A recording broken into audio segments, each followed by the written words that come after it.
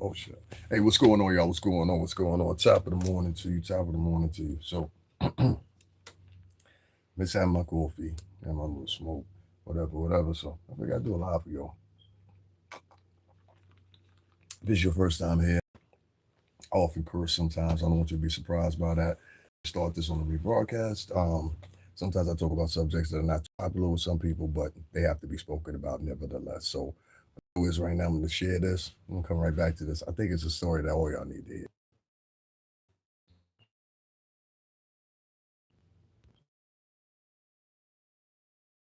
One second, guys. I'm just sharing this, getting it out there. One second, guys. I'm just sharing this, getting it out there. Everybody, I've been live 30 seconds. All right. Thank you. Everybody, I've been live 30 seconds. All right. Thank you.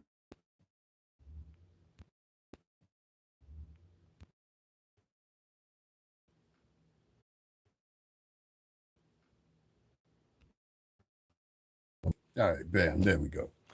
All right. So, what's going on, y'all? Going on top of the morning to you. Whoever tunes in, tunes in. Who doesn't, doesn't. It doesn't matter. Anyway, um, because I always get the views after the video's done for some reason or another. I don't know what's going on. This app been acting weird lately.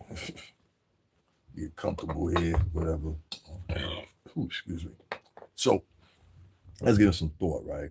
And I think one of the parts of the conversation that doesn't come up, that comes about all the rumors, the gossip, and everything about what went down with Clay Thompson and Megan here, is the fact of love. And I say that very sparingly because in the new world that we created here, there is no such thing as love. I don't believe. Not true in the form that it used to be anyway. I don't want to be nostalgic and say 2000s or late 90s, something like that, but I must implement it in this conversation. I'm going to tell you why. I saw a substantial switch, even between, I don't know, 2017 onwards, where men and women started to separate from themselves mentally. A lot of people think it's physically, but really it was mentally.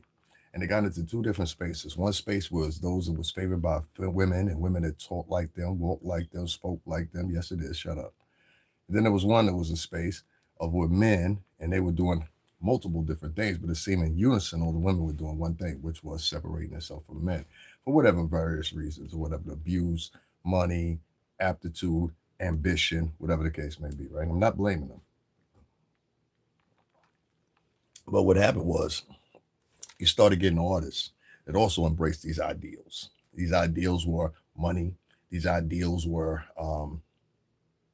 ambition, et cetera, really completely changed the dynamic of what a typical men and women's conversation about relationships were. Now, don't get me wrong. We had our little Kims, we had Foxy Browns and everybody like that. But those girls never, they would have talked a little, they were sassy. Let me put it that way. They talked a little crap, but their message wasn't, I don't need a man. It was, I don't need a man in this capacity. See, that was the difference. I don't need a man in this capacity versus I don't need a man. And these things, believe it or not, are going to move forward and draw things into a different space. Now, I saw this firsthand, and y'all might not see it, but I see it. If you don't know, my name is Davin Lewis. I worked alongside Bad Boy Entertainment for over 17 years, promoting albums in clubs, out of state, everywhere else. So let's say I know a little bit about when I see things in trajectory sense, which other people can't pick up on because they don't have the perception receptors to do it. Receptors to do it. But I do for some reason. It's a gift of mine. Hence the name professional. Anyway, listen, that's my nickname. I'll say like this.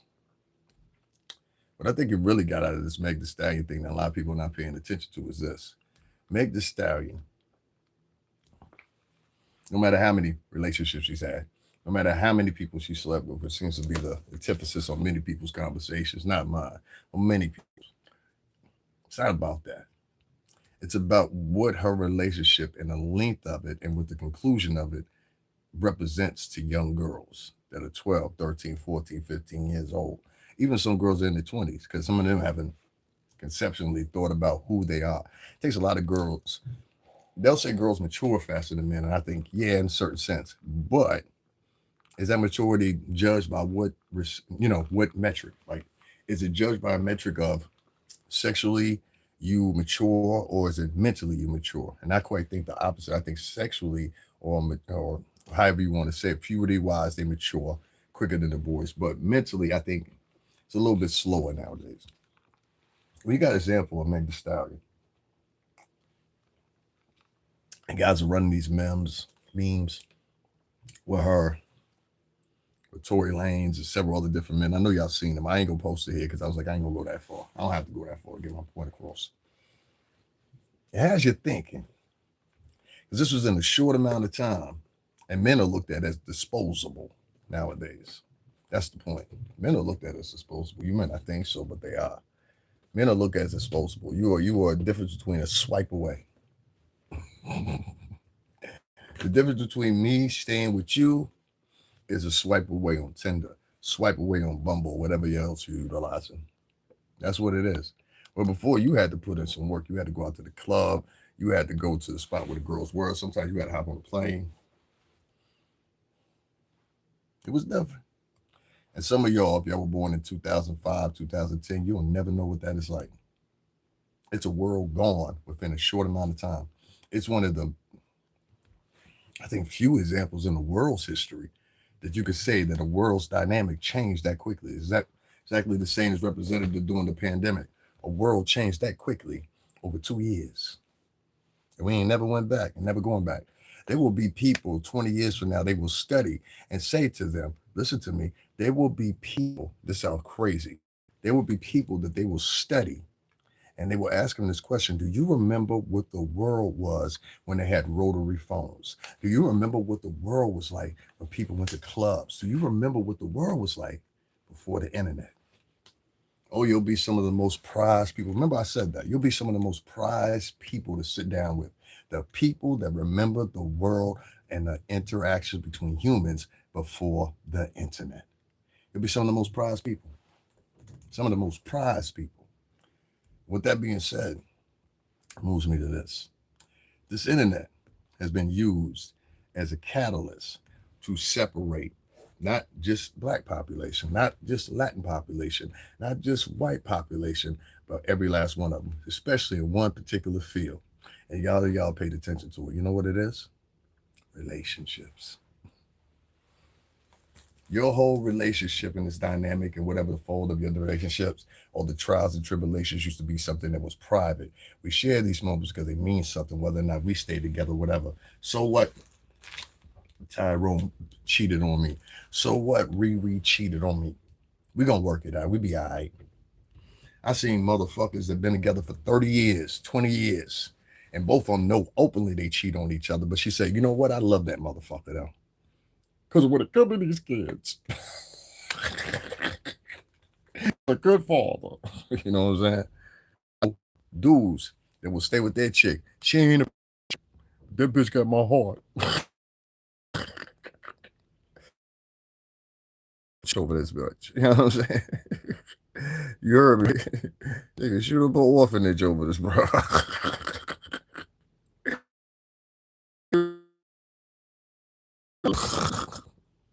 You got two. You know what I'm saying? There's some men out here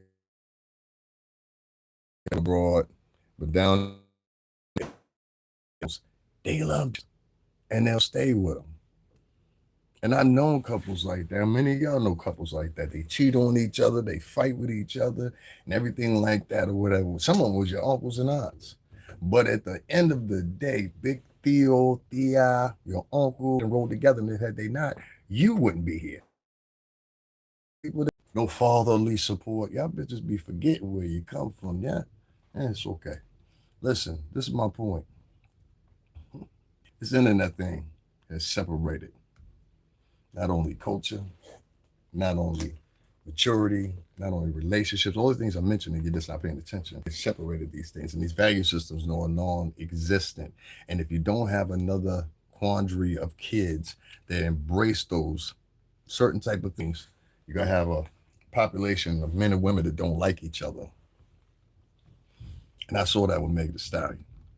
There were so many women that came out. See, women, it's not whether or not you agreed that Clay's cheated or whatever, because you don't know really. Only she wouldn't know that.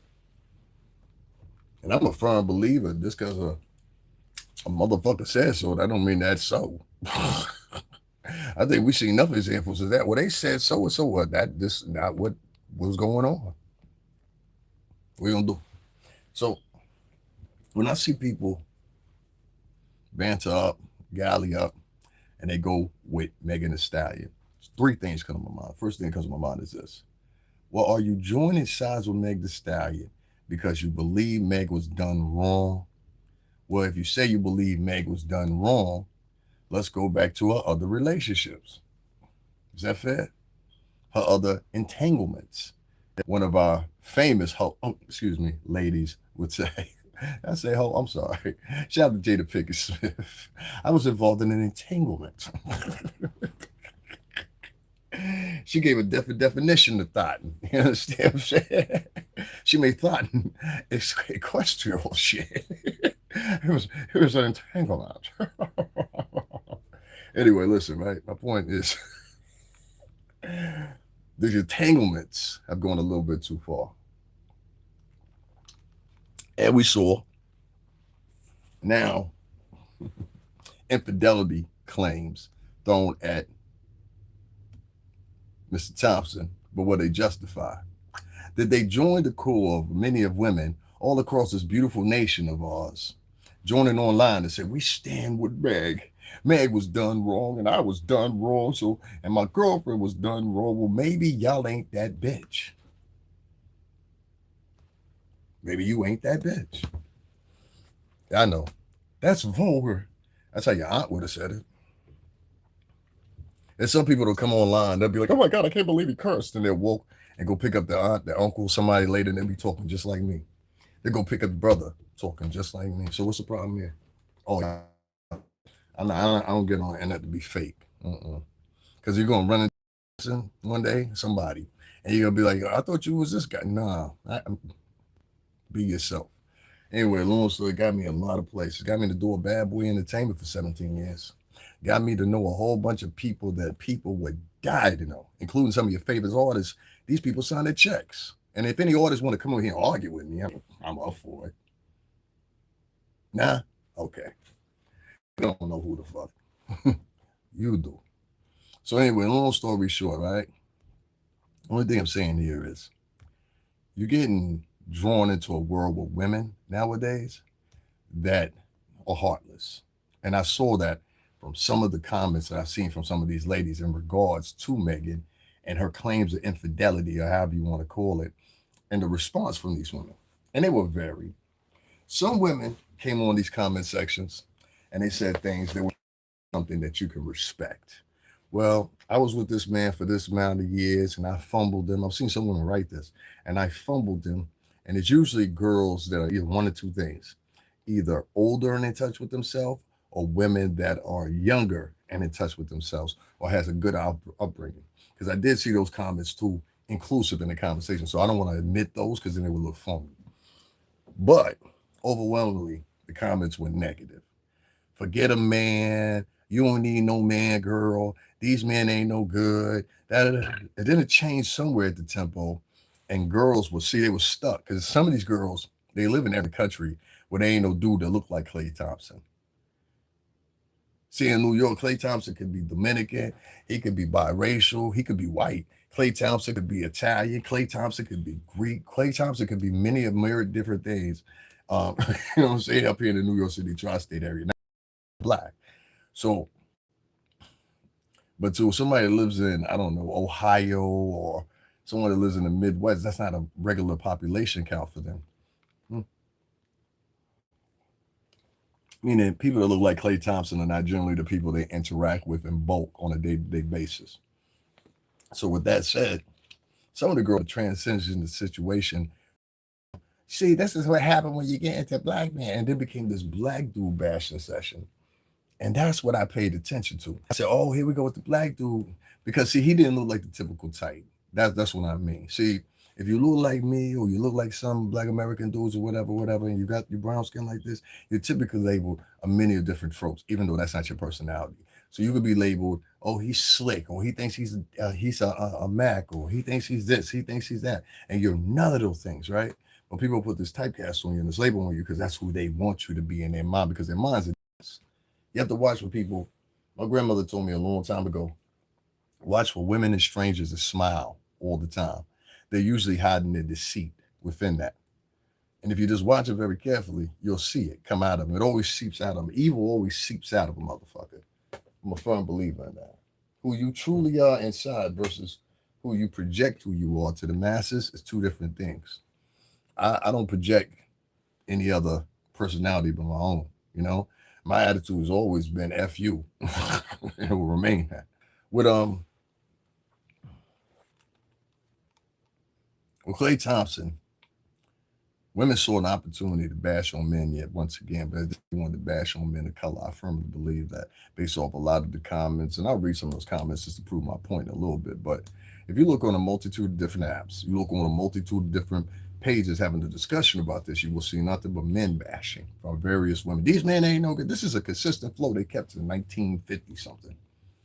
Oh, decade after decade. We're reaching another decade in 4 years. You'll hear about it in the 2030s too. Please believe that. Oh, please believe that. It will intensify now because you got digital outlets to support and spread the message. So simultaneously, not only do you see the destruction of the relationship between your broader sense of your natural partner, but you're also seeing other people trying to induce and make sure that that happens for you. Oh, there's all kinds of motherfuckers online talking about, hey, we ain't got no. The new narrative now is, well, that's easy because you don't have a dad. So now people are able to blatantly go out here and say you don't have a dad. Count that in when you see Megan Thee Stallion making headlines outside of a couple that's got, they will sit there and back up Meg Thee Stallion for breaking up. I want y'all to hear this. They will sit there. I thought about this. This is a little thing of my own. They will sit there and back up and applaud Meg Thee Stallion for breaking up with Klay Thompson. But at the same time, if you look simultaneously online, they will sit online and these same people talking about black this, black that, black this, black women, da da da da. They will sit there and they will make fun of Carissa Shields and talking about she's ugly, she's not attractive, the nigga she's with, that he ain't no good or whatever, whatever. And the bottom line about it is misery loves company. They want you to be as miserable as they are. This is the problem with this whole internet thing. A whole bunch of people that should have never came in each other's spaces have now come in each other's spaces. And just like the Tower of Babel in the Bible, sooner or later, God's going to come down with something that confuse all of them so they can't talk to each other no more. I think it was a pure example of that, you know? And so I just see it as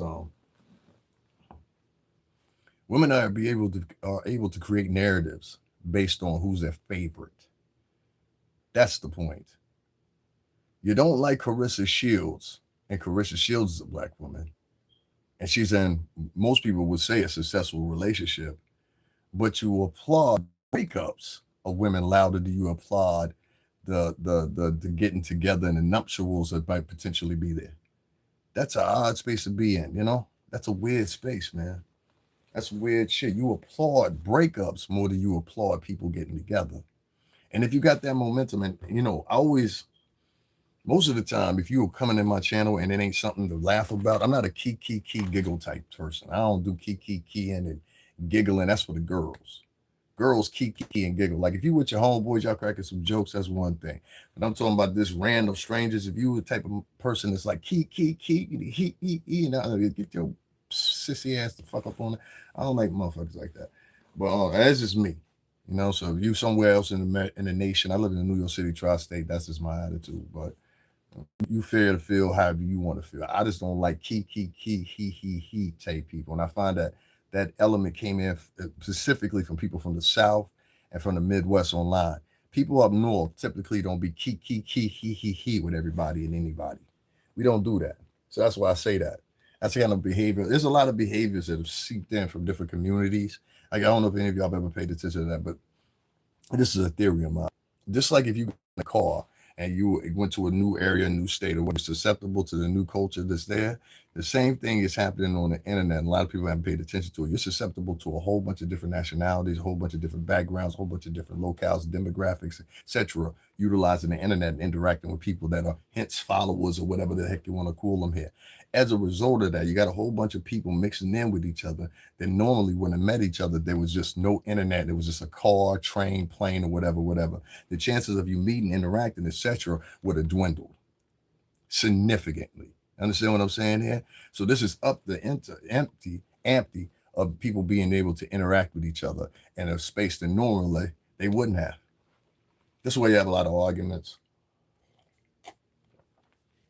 This is why you have a lot of people on here and try to be on. Yes, excuse me, I'm drinking my espresso. I have to have my espresso in the morning. I drink espresso, dark, honey in it, have a nice little splash of what's the name milk in it or whatever. It wakes me up. So I'm just not getting up. That's why I'm doing this off that. Megan Thee Stallion and the support that she has gotten is not a thing to applaud, ladies. It's something to look down on. Here's another woman of color that has failed in a relationship. What the fuck are you applauding about? What are you so happy about? Why are you so content? See, it's easy to sit there and say to yourself, I want a cat. I want to live alone. I don't want to have no kids. Da, da, da. And you're saying that in your 20s, your 30s, your 40s, right? But you haven't been able to hop in a time machine and fast forward when you're 70, 80 motherfucking years old. You understand what I'm saying here? Now you're this age and you're saying to yourself, well, am I still comfortable with the cats? That's a life of misery. That's a life of misery.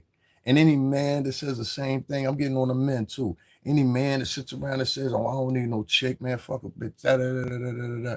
You're going to be miserable too, my man. That goes for both of y'all, women or women, because you got it, both of them at fault. You got niggas out here that basically sound like we don't like women. And I don't sit with too many people like that. Like I'll interact or whatever. And then there's some people that stand on business and they got a point. And I know who those people are too. You know what I mean? But a lot of these guys, they'll hop online, they'll be like, yo, I hate women. Da, da, da, da. Basically, that's what they're saying from a firestorm point of view. And I'd be like, nah, dog, I don't hate no broads. You know what I'm saying? Yo, shit. But yo, you know what I'm saying? I love pussy. Who we talking about? We hate who? Now, I hate the attitudes. See, I can put a piece of tape over my not like that, but you know what I'm saying? Figuratively speaking, and be quite just fine. I ain't showing what niggas over there like pussy. I'm talking about openly. I ain't talking about folks that's like, you know, whatever. But I'm talking about people that are heterosexual men. Listen to me. Heterosexual men jumping online and every day they got to complain. I ain't never say these niggas. Every day they got to complain why they were like bitches. I'm like, yo, man, listen, I be rough on the broads too sometimes, but I ain't to the point where like, yo, fuck these bitches.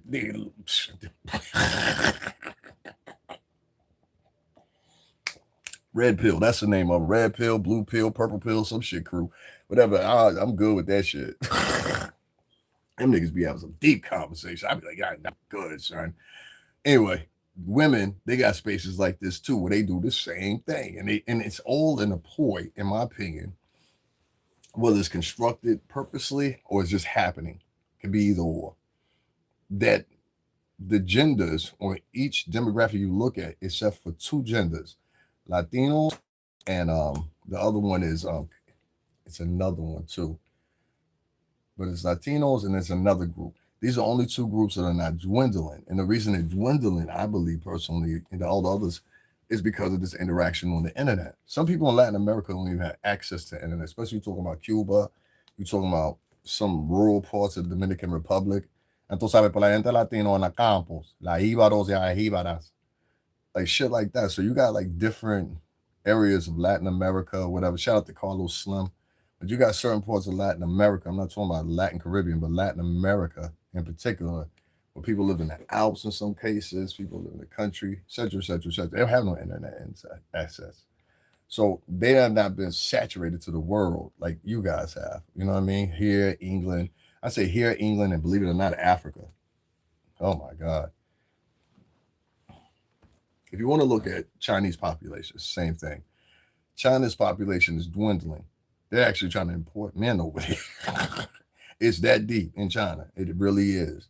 The separation between men and women have introduced because of the pure simple fact that one time you could only have one child that was male or female, one of the two.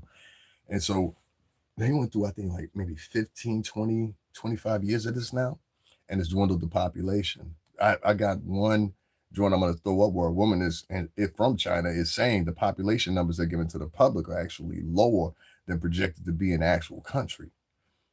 And they're doing this pure simply just to keep their notary to the world and the international public that somehow or another they are still powerful in numbers, which a lot of people are digressing and saying, no, you're not. I'm talking about this is a report from multiple countries that talking about China's population.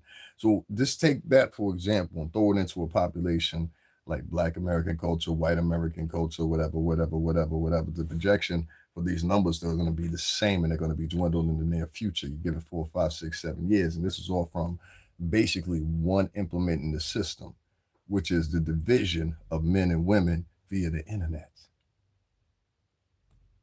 And this is why I tell y'all, and women, I'm gonna tell y'all the same. If you hear a motherfucker say some dumb shit and they got a laughing emoji behind it, I want you to write back to him and say, "Shut up, bitch." Yes, ladies, I want you to do that.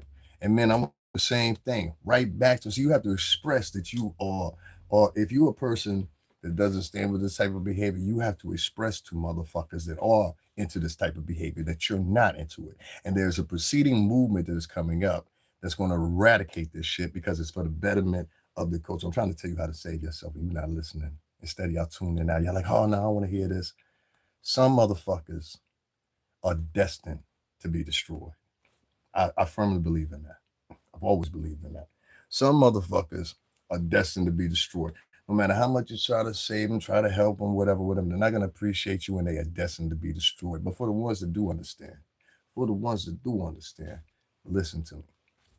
If you keep on the next 4 or 5 years with these divisions that are going on, they're only going to get worse because now you got some of the youngest girls within the next 5 to 6 years. The girls that are 13, 14, 15 years old right now, they're going to be in the system in under 6 or 7 years.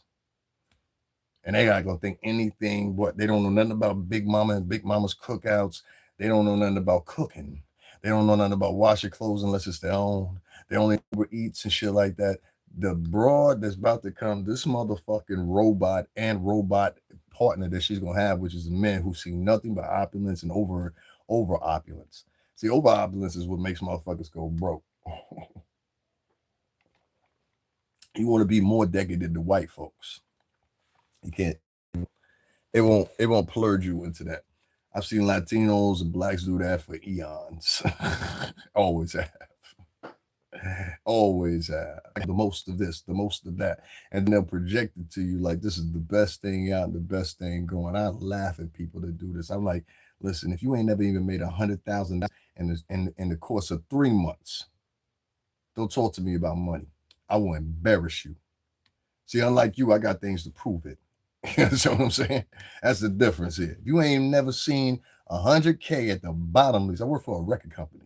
I didn't work, and I didn't make my money from that. I had made money before that. I was in the game for real. You know what I'm saying? For real. When we had articles, I made the front page myself. I mean, do your diligence. You know what I'm saying? I'm not a fake, guy here.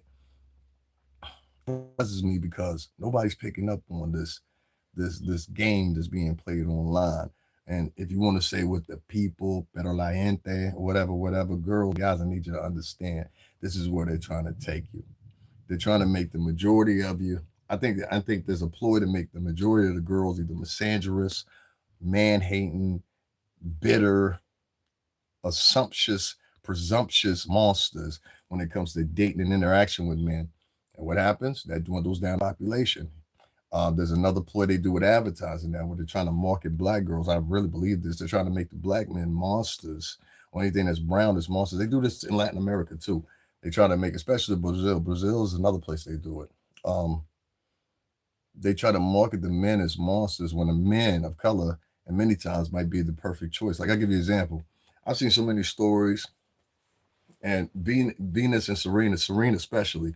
Serena was worth more than that white boy she married. She looked after him, coddled him to success, and eventually this company was worth a little bit more, but he was worth less to her. She was an international star at that point too, and ever since Venus did that, I feel there's been an uptick in marketing that's geared towards behavior. And y'all might not even see it, or you might do see it, but I believe there is, and I will stand on this because I know marketing. I market albums for 17 years. I'm not stupid. I believe there's employee and advertising right now that specifically is promoting interracial dating. And I don't have a problem with interracial dating. I live in Connecticut. I don't have no problem with interracial dating. It's the way and whether or not it's natural, like y'all naturally met each other, y'all naturally like each other, or is it an employ of get with this person because they're white and they can make you do better. And what I find in many times is you'll find these girls and they'll get with these guys and they end up getting killed like that girl did in Nigeria. They just brought a body back, don't you know? And so it's like you see this as the outcome of what happens. Well, I just lost 3 people right there. I don't care. I'm not here to tell the story the way you want me to tell it. So if you want to leave, bye-bye. You're not doing nothing for me anyway. If I don't see the Cash App hit or that what's the name, I don't care about what you're talking about. I really don't. You're not a supporter of mine. You're somebody here trying to grapple facts. And I applaud that. Welcome. Anyway, long story, everybody doesn't have it. I understand. Anyway, peasants. Anyway, long story short here. My point is this, right? Yeah, because I don't give away too much knowledge. I forgive forgetting. Don't give too much of your knowledge for free. Because they love for free.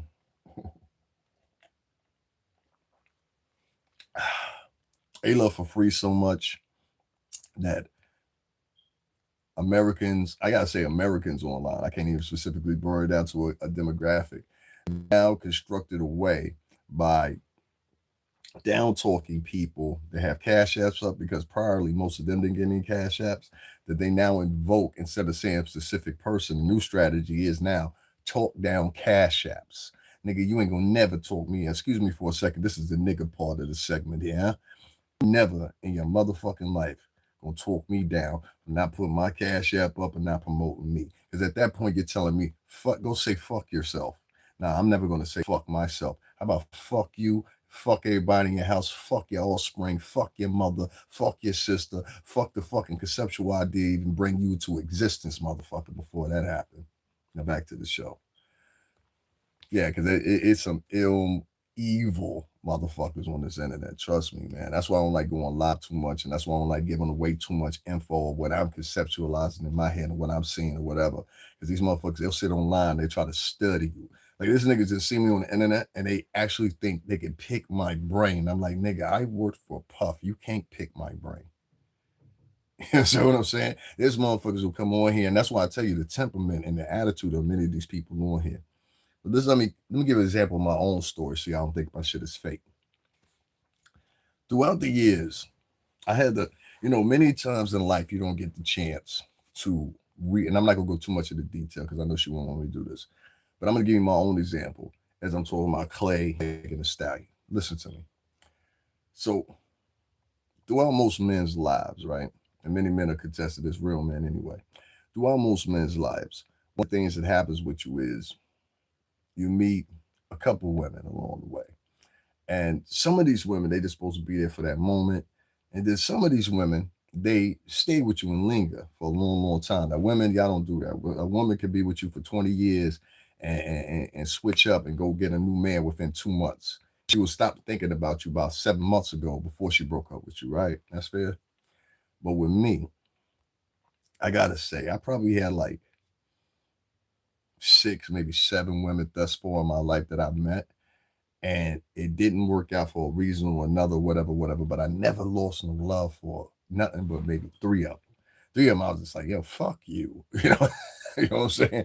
But it was only about 3 of them. Most men, they go through that. Not all men, but a lot of men, they go through that. And sometimes you can fumble, they can fumble, circumstances could just happen like that. And then sometimes you get the blessing of you get to be able to interject yourself into a space and get to talk to one of the people that was from the past. And so I got that opportunity. It's a rare opportunity, very rare opportunity, but I got that opportunity. And I did this off not accident. I did this off my own researching and finding this person or whatever.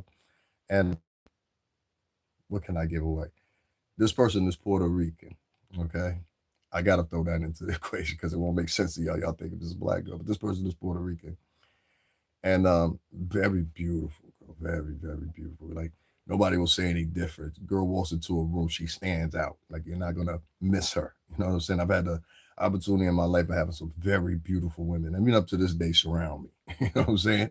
Like, that's one thing anybody will tell you if they know me when I was younger and a teenager, till the time when I was an adult. I've always had beautiful women around. This is a fact.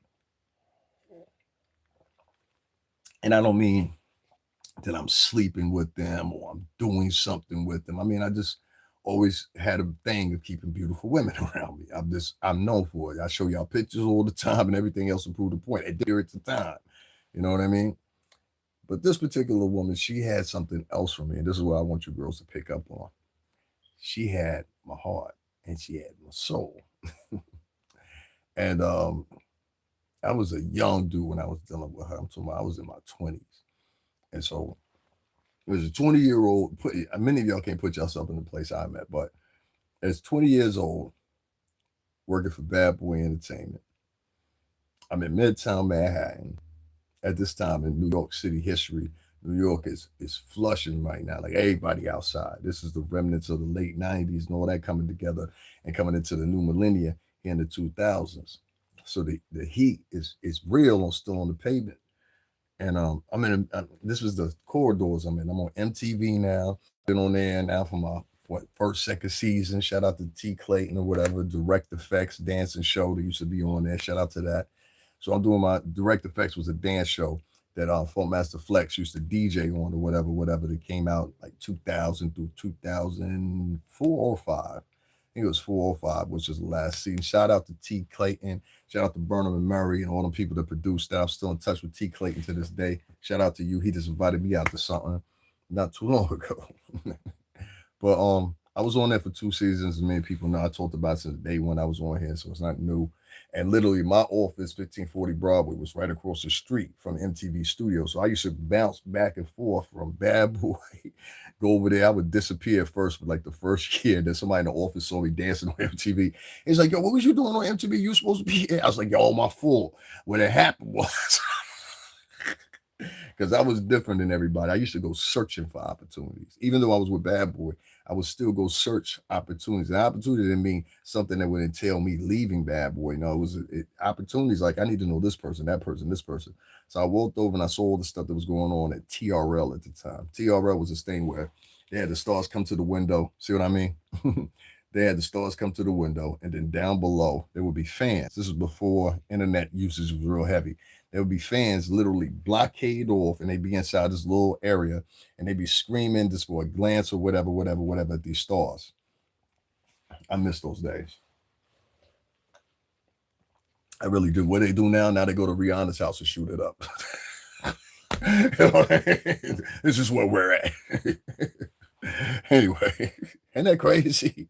We went for, I mean, literally, MTV used to have this thing called TRL. So for y'all that don't know, in New York City, and it would be right in Times Square, and in their building, they would have this huge bay window. Everybody could see, and they have the stars. Missy Elliott, I've met everybody. Missy Elliott, Buster, all of them, right? And they come to the window and they wave at the crowds that were downstairs. You were elevated. They would wave to the crowds that were downstairs. And people would embrace them and scream and holler and whatever, teenagers, older people alike or whatever. And at the time, that was the thing to do. Nowadays, what they doing? They going to shoot up Rihanna's house. They going to shoot up Rihanna and ASAP Rocky's house. I can't do it. These people were crazy, you know. You used to have fans, now you got fanatics. From fans to fanatics. But that's the way it used to be, you know. So anyway, back to what I was talking about with the advertising thing. I think was I talking about that? Yeah, I know I was telling my own personal story. So I got the chance to reach back to somebody just a minute ago, or whatever, and it felt good to talk to this person. It really did. Sincerely, it was it was something that was forsaken by God for me to do this or whatever. I don't know how that feels about me. It's hard to pluck their mind how they feel about me or whatever. I don't think it was bad. The first time we talked, we stayed on the phone with the exception of calling each other back 2 or 3 times. Stayed on the phone for 10 hours talking to this person.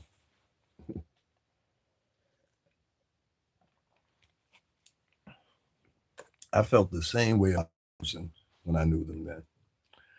And that's hard to do because there was a whole bunch of things which I won't discuss with y'all that transgressed in that breakup. A lot of things did. Some things that most men they couldn't deal with. Most men they couldn't do. I swear to God, the things that I've overcome in my life, most motherfuckers couldn't deal with. Couldn't. I guarantee. That's when I have these little dudes on here, whatever. Like, nigga, I survived the New York City shelter system, aka Rikers Jr. It was all kinds of shit going on up in there. And I formed a crew and got a crew together of fellas. You know what I'm saying? Well, me and my man, Bitch Man Allah, shout out to you. You heard? This is a fact. You know I knew what to do. I come from a crew of niggas. I knew what to do. And the guys I come from, and listen, anybody knows me in real life, shout out to NL. Anybody knows me in real life, me or any of the surrounding crews that I was fucking with, niggas out of Brooklyn, niggas out of Queens, niggas out of the Bronx. You know what I mean? You had a problem with us. I don't come from a group of dudes that was scary. I come from a group of dudes scaring. I don't give a fuck how you look at it. You can ask around about that. I didn't come from a group of guys that was scary. I was coming from the group of guys that was scaring people. This is a fact. And the surrounding crews that was with us was like that too. You know what I mean? We beef with them sometimes. These guys were warriors. East New York and all those guys. I know it all. My crew wasn't made up of that. My crew was made up of Italians and Latinos and a few blacks. You know? So my crew was different, but still the same. Click. Guys made the paper what? 5 times? This is researchable. We'll tell that story another time. But she comes from that period in my life that it was like that. And that's why it's significant because I was in my 20s. This is before I got with Bad Boy. I'll tell you who was making a lot of money. When I make that quote and I say, yo, if you ain't never seen $100,000 within under 2 or 3 days, don't talk to me about money. I meant that from the street aspect, not with Bad Boy. We were successful. We had multiple places in different states. We were that big. You know what I mean? We weren't no little guys. You know what I'm saying? By any regard. But and that's a fact. Now, I don't think too many people would disagree with that. My guys were running around in BMs and Porsches and shit like that. What were you guys running around then? Yeah. Well, anyway, guys, the point is, talking to this person that I was talking to really made me feel good. And I don't know if I'll even talk to that person again or whatever. But one thing I got to do was that I ain't done in a long time. Is why little softy comes in with me. You gonna do? Still a human. So I apologize to this person. I said anything that I did without getting into detail because it's our personal conversation. I said was anything that I did that contributed, anything that I did to hurt you, anything because I was in my 20s. I was coming out of the street scene. You know what I mean? And this was right. I met her right after, which was ironic. I met her shortly after I had buried my daughter, and that was a fight. I got into an argument. Here's a tidbit for you. You go spread this one. I got into an argument. I ain't gonna say with who. At my daughter's funeral, inside the church. And that memory always stayed with me because motherfuckers was trying to paint me as I was something that I wasn't. And I was like, oh no, you're not gonna do that. I said, how dare you sit here and a motherfucker shut the fuck up. I said, well, tell me how this. How you think she got this? It was drug money. And I said it just like that in the church. Everybody looked at me. That's why I was. Back then, I really didn't give a fuck. I really didn't. But I was coming at the, I'm more tame now. Back then, those were the days I would have been like, oh, really? Hold on, you gonna be right here? I'm coming back. But, yeah. Anyway, long story, little me. I was the guy that was responsible for bringing everybody the biscuit. See, I tell who I was. I was the little nigga. So I was the nigga that was responsible for bringing everybody the biscuit off the fence. So that was a little wooden fence. It had the pallets would stick over top of the last board in. So you could actually, and then there's one long flock right there. We had a shotgun, 45, and a motherfucker, 2 other pistols right there. Any problem on here, run to the back real quick. Make sure them bitches all safety, bring them this. So the next thing you know, my crew got 4 guns. You don't even know where they came from because you ain't see me dip out. Anyway, I got a chance to talk to this person, and it felt good, man. It felt real good. It really did. And I said, if there's anything, and I apologize. This person apologized to me, And I hope that that doesn't ever change. I hope it doesn't. I don't know. Only the future will see. But she know where to find me now too. I said, if you hear me say something crazy on there, don't get mad. I'm still the same motherfucker when it comes down to that. But what it taught me was I could be mature enough, and this is why I talk about Megan, and this is why I talk about Clay Thompson. You should have kept that shit behind the scenes. See how I'm sitting here and I'm heavily editing what the actual conversation was between me and this woman, because my intentions are not to harm this woman or try to fill someone else's position if I'm above this woman, or try to fill some type of, I don't know, weird space that a lot of people want to feel like they're commandeering, like they're overpowering people. And this is like an energy that's, once you got that energy, you know how they say it, aggression brings more aggression. You understand what I'm saying? And I'm trying to tell you, for the sake of the matter, for whether it's race, culture, whatever the case may be, you're gonna dwindle out if you continue this. And you've got to, and I hate to say this like this, ladies, you've got to check other women if you don't fit this character structure. There's way too many of you girls out there that are good women. I'm talking real good women. And y'all don't check the skanks, the scallywags, and nothing. You know, the aunties and the grandmothers, they used to do that shit. The tias, the abuelas, they'd be like, oh, no, titi. No, no, no, no, no, no, no. Ya, ya, ya, ya, para un momento, tú sabes. Ve para acá. La cocina, ahora. It used to be different. Nowadays, it's like, I don't know. It's just messy. A bitch can order the fuck out some Uber. Oh, yeah, Uber Eats, I got you, boo. You hungry? What you want? Pizza? Huh? Something pasteurized? Yeah, I got you. One step closer, huh, nigga? I'd rather you say that. I'd rather you say that. One step closer, nigga. You know what I'm saying? Y'all know what that is? That upper room when Jesus. That bitch get you one step closer. Take soup with you too.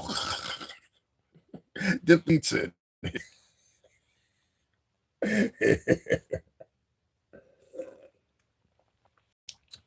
Look here. I don't have to tell you the details of our conversation, but what I'm saying is I'm equaling it out is I admitted a whole bunch of things from that conversation and edited it because the pure simple fact, who the fuck are y'all? It ain't none of your business. Meg chose to bring that to the public. And you did that based off a very, very arrogant and sin, which many of you women don't understand. And it's almost scary because, ladies, you'll never get into heaven if you're only pointing at other people and not pointing at yourself. But at the same time, you're screaming God. God recognizes and judges everybody. Everybody. You understand? So when you get online and you say, oh, it's his fault, or you come online and like Meg and you have the intention basically of announcing this, we broke up and this is the reason why to the world, it's because of your own vanity. Vanity is one of the biggest sins in the Bible. So that you in violation, ho. Out here grinning and smiling. You on a skateboard with gasoline and Vaseline on the wheels and WD-40 going straight into the abyss and don't even fucking know it. Smiling, wearing makeup and weave. Which are also tenements of the devil. You're not even supposed to pierce your ears, girls. You know that? I love it when I hear these girls talk about. You ever sat back and listen to a chick that's clearly in violation of everything God talk about God. I watched a bitch one night. She had a whole makeup full of hair, had a weave in, had a low cut shirt, whatever. And God said, and God, and God, and God. And I'm looking at this, but I was like, this ain't none in factly godly about you. I was with them. Listen, I'm not adding or cross referencing religions, but all three of them going into a trifecta as the stories of concern. That's the Torah, the Christian Bible, and the Quran. So I was with a Muslim woman for 8 years. And so she used to wear a burqa sometimes.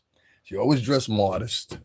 To this day, I seen a picture of her not too long ago. Always dressed modest, always dressed like a lady, always carried herself like a lady and spoke like a lady. You understand what I'm saying? and a Yale woman. So when and this is a black woman. This ain't no.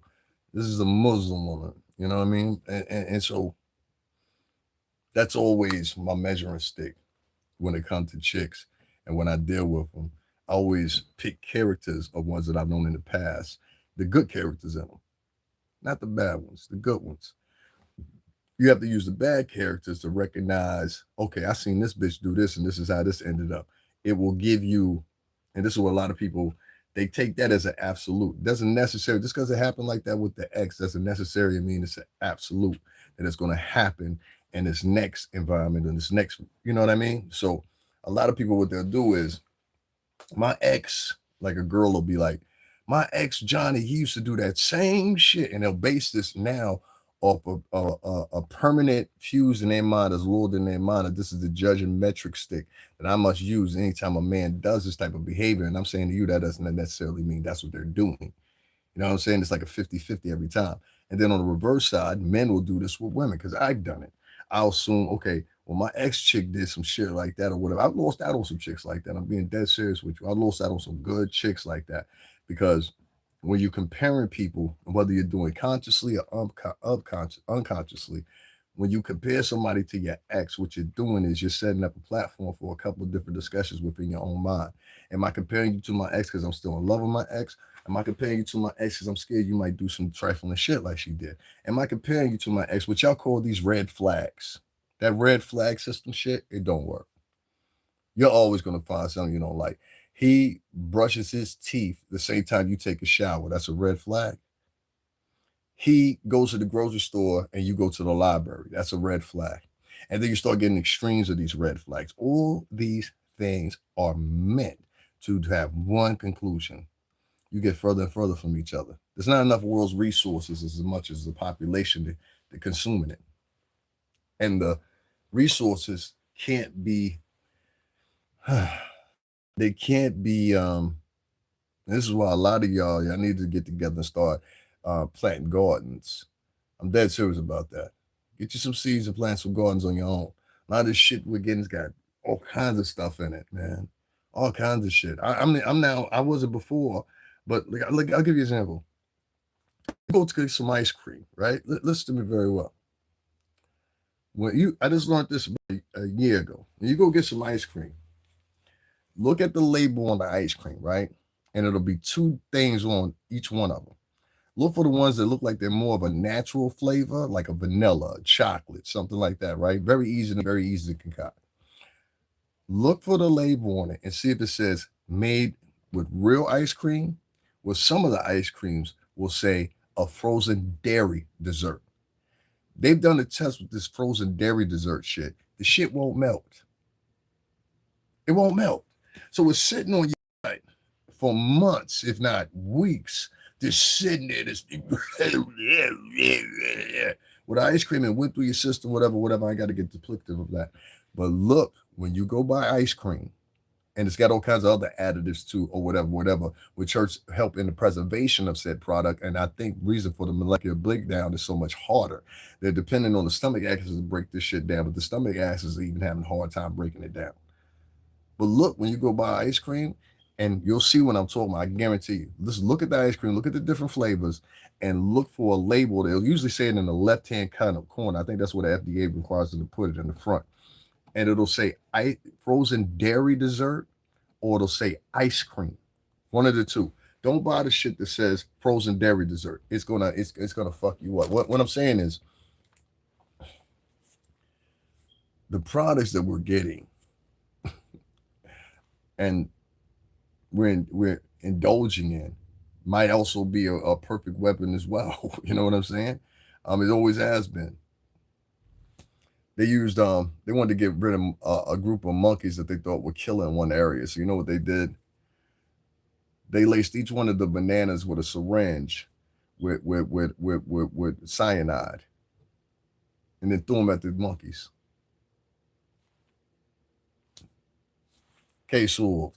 I'm not talking about literally anybody calling anybody a monkey, anything equate somebody to a monkey. Monkeys are mammals. Humans are mammals. That's another thing too. You gotta I can't do the fake talk. Hi guys, how are you doing? And then the seem friendly with you. I'm not a friendly motherfucker. Like I'm just not. I'm not a friendly motherfucker. You know. So I can't do that. Hey guys, what's going on? And I don't trust people. Mm-mm. And I think being on this shit, as long as I have, but one thing I don't do is I never get myself into a space where I don't trust women. I always get any woman that's ever dealt with me. You can't never say I ain't give you a chance. Well, I give them a chance, all right. I always give women a chance. I said, let me see what you gonna do. Because I just like to see it. I almost find it experimental in a way. Because you're like, okay, let me see who you naturally would be if I just let you be who you are. And sometimes you'll be surprised. A lot of times you'll be let down. I've been let down. Sometimes you'll be joyous, you know. It's like playing lottery, dude. You know what I mean? So you always got to just roll the dice. But this can conclude my conversation. This conversation I had with my ex who was Puerto Rican, and that's all I'm gonna give you. I didn't come to the internet and say, oh, yo, you know what? And this is what we had the conversation about. And let me tell y'all the tea and the blah, blah, blah, blah, blah. And I'm glad I got my payback and the da, da, da, da, da, da, da. Nah, that wasn't even what the conversation was about. None of our conversation was about revenge. Our conversation wasn't about, I hate you. My conversation about none of that. We was just being real with each other. Like, yo, listen, bitch, you bothered me doing this. And she was like, well, nigga, you bothered me doing this. I said, all right, I feel you now. All right, I feel you now. It was very mature. And I'm one of those women in between the ages of 40, 45. I need y'all to start reaching back to these girls. If you're in a happy relationship, probably been in a happy relationship, whatever the case may be, and start talking to these girls and tell them about happiness. These girls are listening to ex-club bitches. They're listening to ex-strippers. In some cases, they following ex-porn actresses. I remember that bitch. She was on motherfucking West Coast Productions video. You ain't fooling me with that new weave. I know who you are, huh?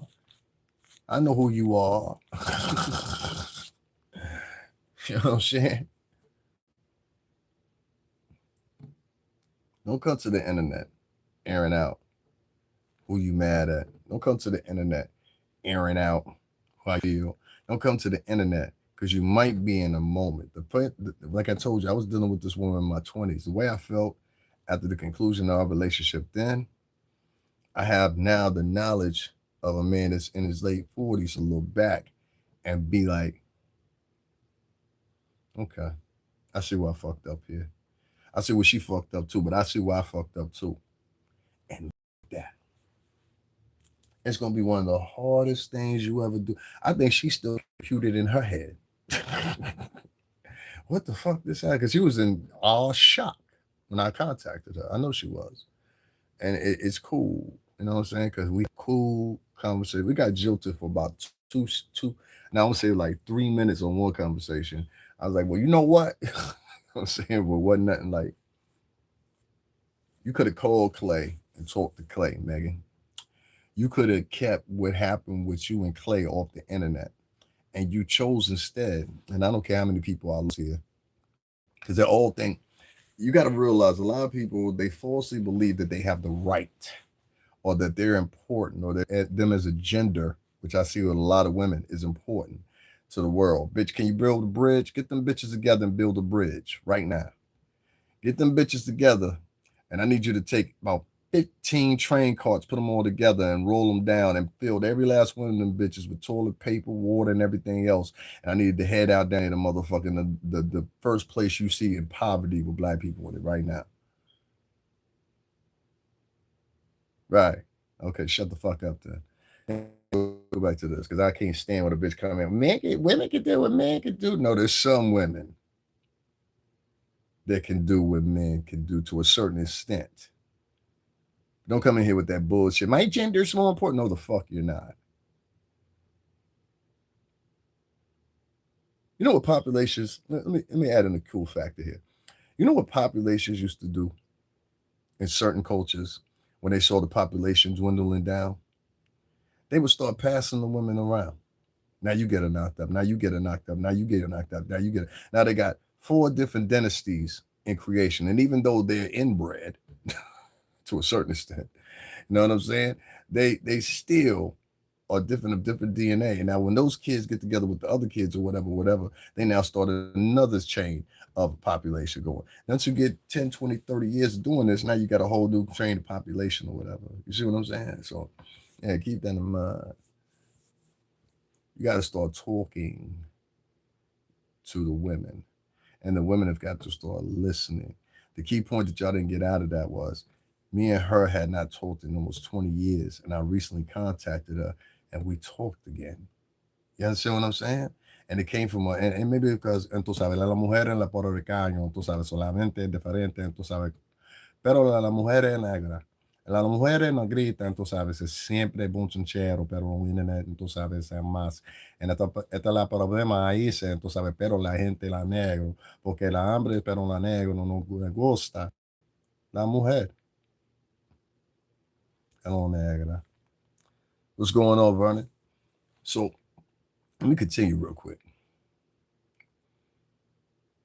Throughout that conversation that I had for a continuous 3 days with this particular woman this past week, not 3 weeks ago, not this past week, put a smile on my face. I was able to conclude a lot of things in the past that I had assumptions about. I was able to conclude and get to a better place with her in the space mentally where I was like, you know what? I might not be with her, but if I could be with somebody, she's definitely one of those persons. You know what I'm saying? And who knows? Maybe we do, maybe we don't. I'm up for it. You know what I mean? I actually love this bitch. Sorry I say it like that. Sorry, I talk. Yeah, real niggas know where I'm coming from. You know what I'm saying? That's my bitch. You know what I'm saying? It's the difference between like, yeah, that's a little shorty, that's a little dun dun, yeah, that's my little thing. And then like this guys like me, yo, that's my bitch. When you hear that revelate around other men know, oh, that's his heart. That's the chick he fuck with. Hey, don't say nothing wrong to her. All right, that's wifey for him. That's what that means. So don't take it personal. Some chicks they get that they take that personal, but they'll go around. And a nigga, how many girls y'all heard on a podcast be like, if a nigga, my nigga. I'm like, it's okay for you to call me that, but I can't say you're my bitch. It's the same fucking definition. What's the fucking problem? No, you can't force respect. Bitches be out here acting like they prisoners trying to force respect. Well, yo, I'm a little OG 2 times, and I know I'm only 5'4", weigh 120. You know what I'm saying? But I fuck a nigga up here because my mouth said so. Like, you little bitch. Tell me the fuck here. Who the fuck you think you talking to, little nigga? You know what I'm saying? Anyway, it was a wonderful conversation as far as me and my ex were concerned. And that's what prompted me to do this live. I said, why didn't Meg just talk to homeboy or have a conversation offline? Why you had to have a conversation online with everybody in the spot of being a narcissist? That's the most narcissist shit ever. Y'all don't even peep it.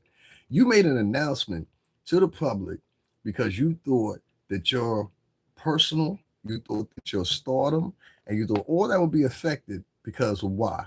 Because you look like a loser now losing another man.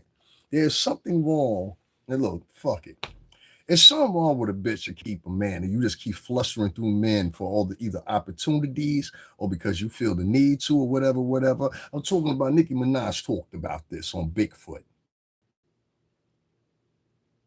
Nicki Minaj talked about this on Bigfoot. So what we talking about here? Y'all ain't never heard Bigfoot?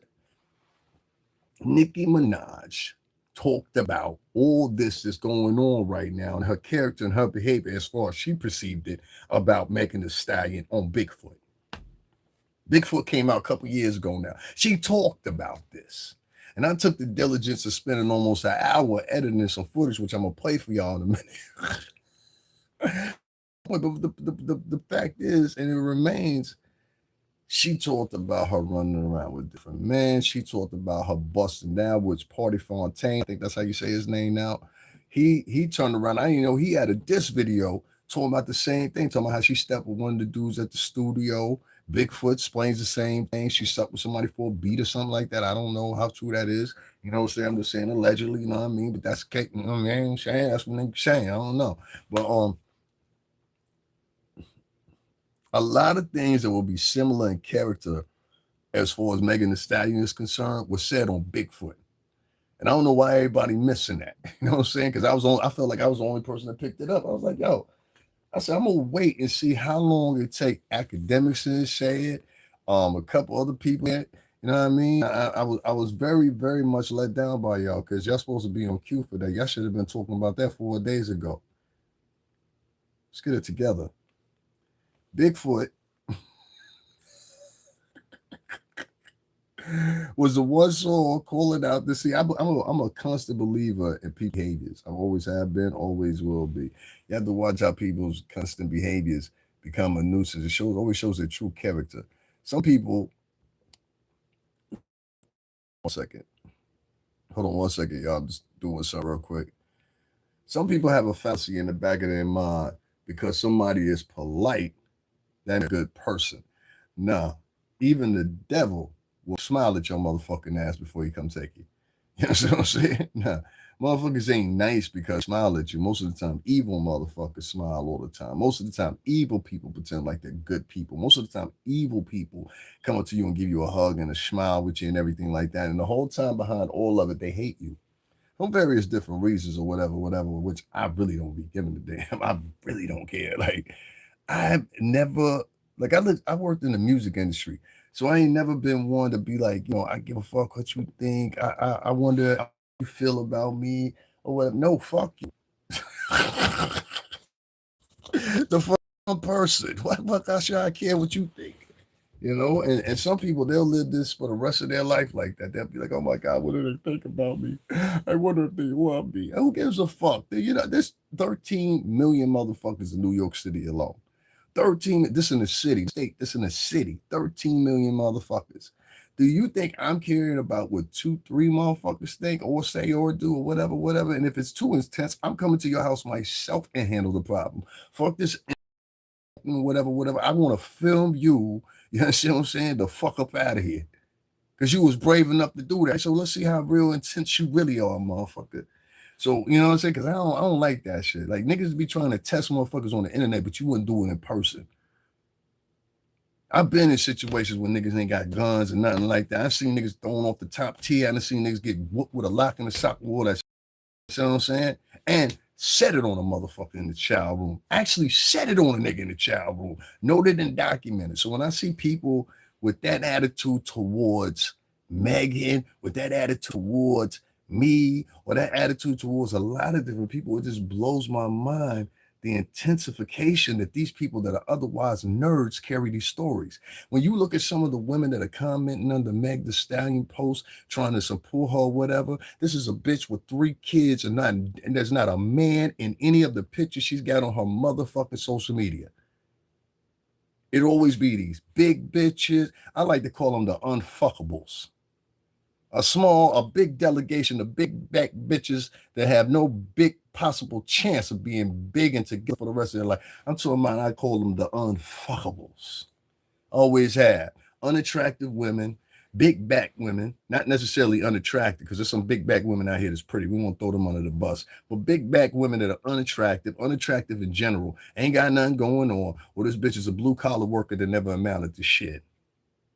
Yeah, that's right, Megan. I ain't got a man. You should either. That's why they applaud breakups. They want you to be miserable just like them. You know how miserable a bitch is 35 years old, got to sit at home every fucking day with a baby? No ambition, no nothing. Now, let's talk about shit. Y'all want to talk about shit? Let's talk about shit. We're going to talk about these hoes. Not the ladies, not the women, these hoes, that somehow their voice is louder than the ladies. Have you not noticed that niggas' voices are more louder than motherfucking rational thinkers? Rambunctious bitches and thoughts and tramps' voices are louder than girls that are graduating from Yale and Harvard University.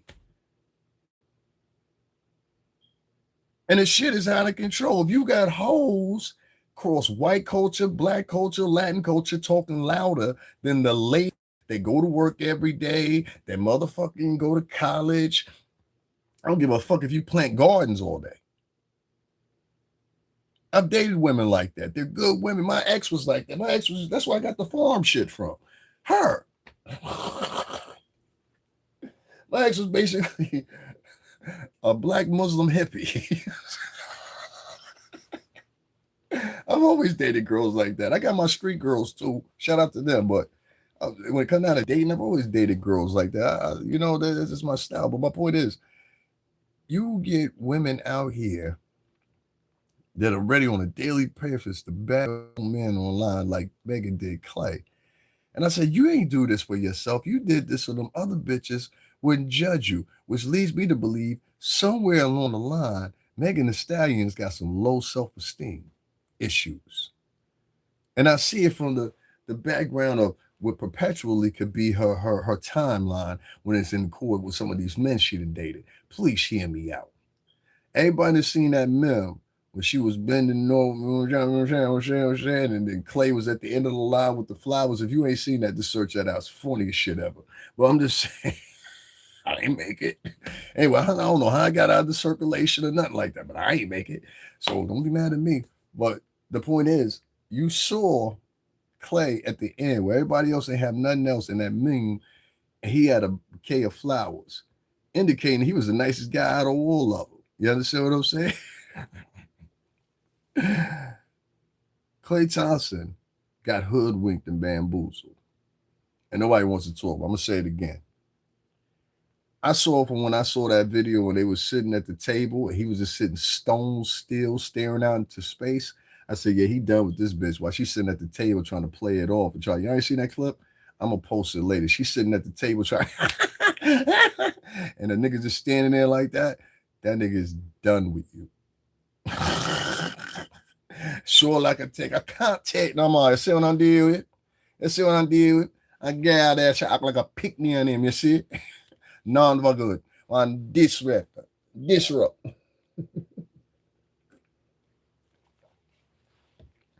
Girl down for dead. My point I'm getting at is girls like that, they never work out for a man that's contentious and wants to be himself or wants to achieve more, whatever. If you were the number one booty shaker that shaked her ass for Kamala Harris, I was embarrassed as hell when that shit happened. I said, yo, this bitch out here twerking in front of potential voters with this nasty ass, belligerent ass song. At least Kid Rock and the other one, they made their own original songs for the campaign. This bitch used her track song, which gave implement to who the potential presidential candidate could have been. The twerking president they was calling it for me. Meg did that. Meg went out there and shook her ass for them good folks out there. Get on out there, gal. Show them what you made of. Go on out there, Josephine. Now get. You might as well have said that to the bitch. And you get. That shit was funny as I said, is this bitch really twerking?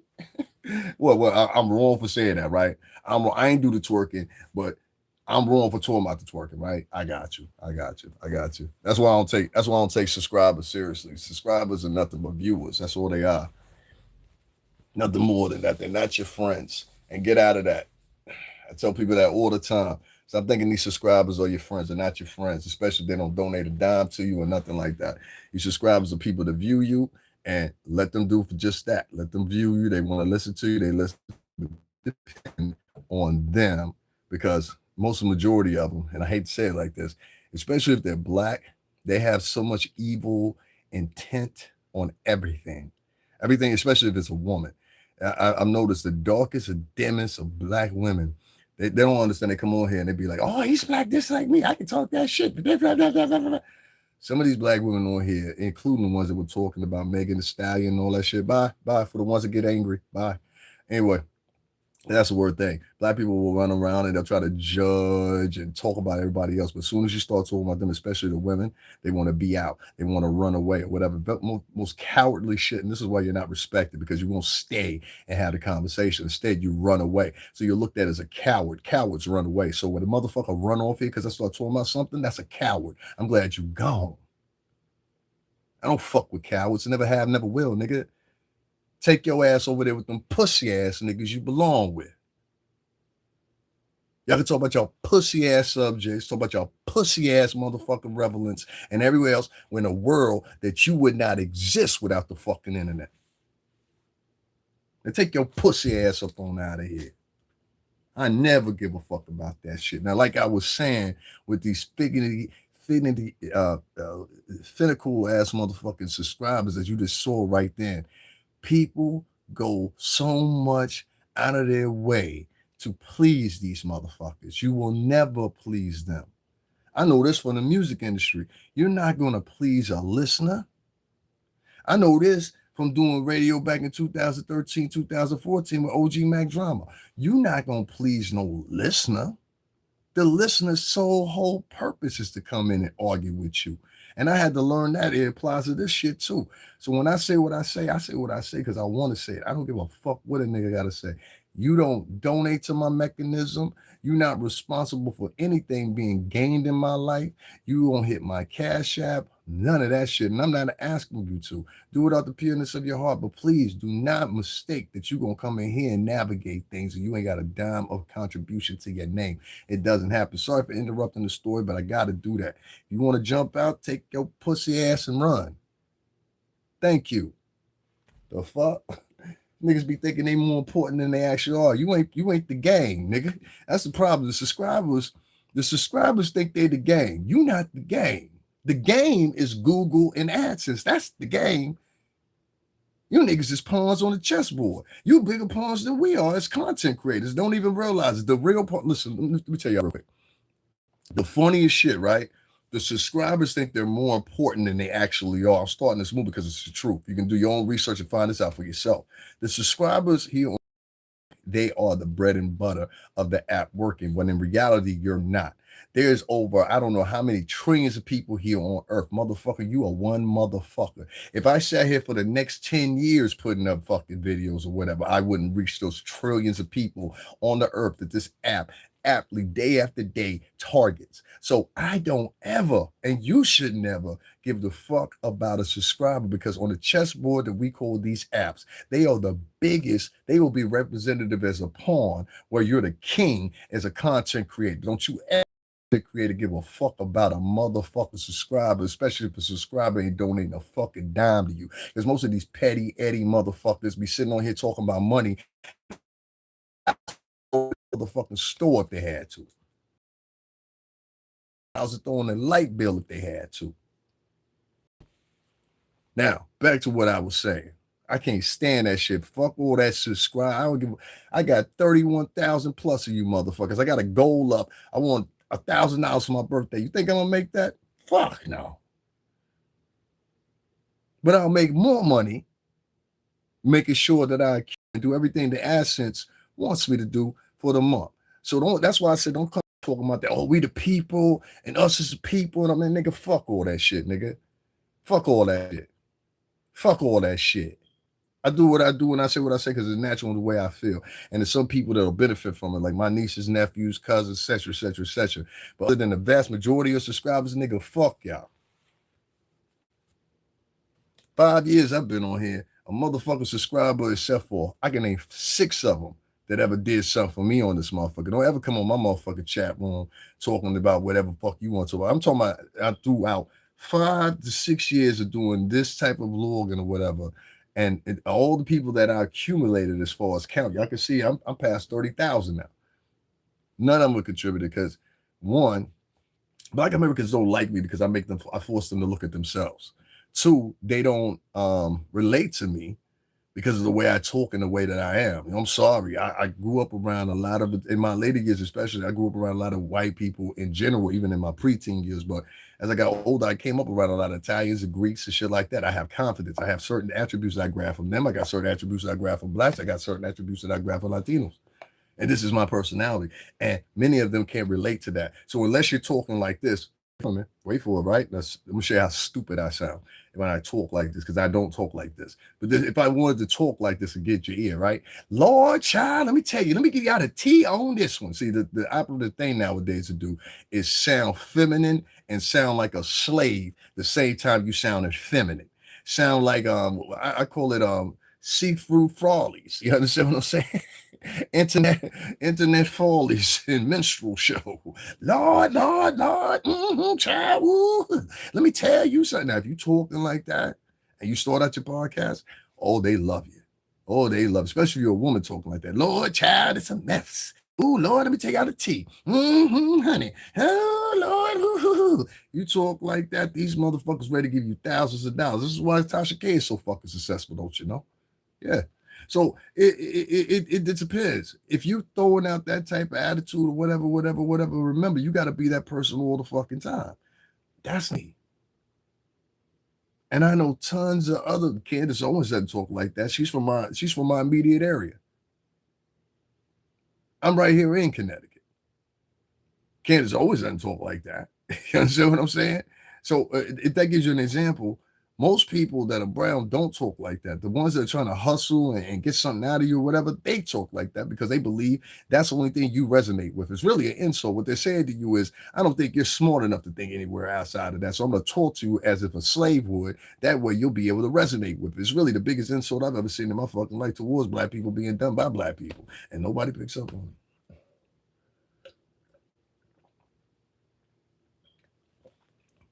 I've heard bitches on here talking like slaves that don't know the Emancipation Proclamation has been signed. And they will have niggas that come behind them that talk the same way. And then you're listening to these conversations going on. I've said none of these conversations you're having substantial enough to even exist without talking about this, that, other, and the third that's going on around the community. So they only do highlighted stories. They'll never do a story like this. Is not a highlighted story. What I'm talking about. This is not a this live is not intent on getting donations because that's not going to come from Black Americans. I'm not talking like a nigga. It's not with the intention, and I do mean that. Just like I said, I'm not talking like a nigga. I don't talk like a nigga. So you got that one element, and I don't talk like a dumb spick, and I don't talk like poor white trash either. So don't get it fucked up. I don't like you motherfuckers either. But it's the point that you get people that get on because they're all three the same: a spick, poor white trash, and a nigga, all one and the same. They're the lowest elements and one of cause confusion, disruption, and trauma amongst the people. So I've never had a place in my heart for poor trash, niggas, or spicks. Now blacks, Latinos, and whites love them to death. So anyway, and make sure y'all clip that and put that up for you.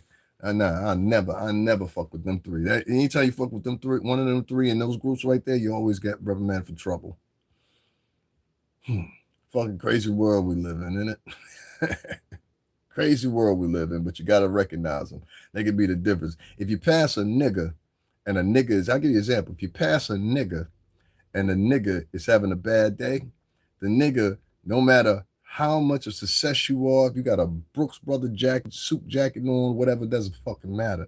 That nigga, because he sees himself inside of you, will try to automatically equate himself and say, you ain't better than me. Latinos do the same thing. Poor white trash does the same thing. They all three got the same brain pattern. But for some reason or another, they put their focus on you. I tell a nigga, nah, just tell a nigga straight up, hey, yo, son, you keep standing, you see this? That's what's going to happen. I'm not going to the hospital. So my point is,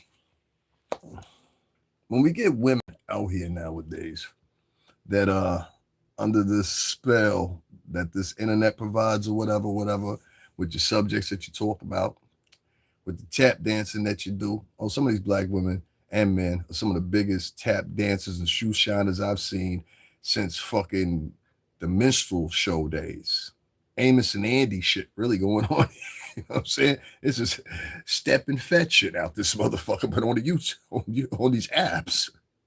So fucking minstrel show. Lord, y'all know the tea today. Ooh, Lord, child.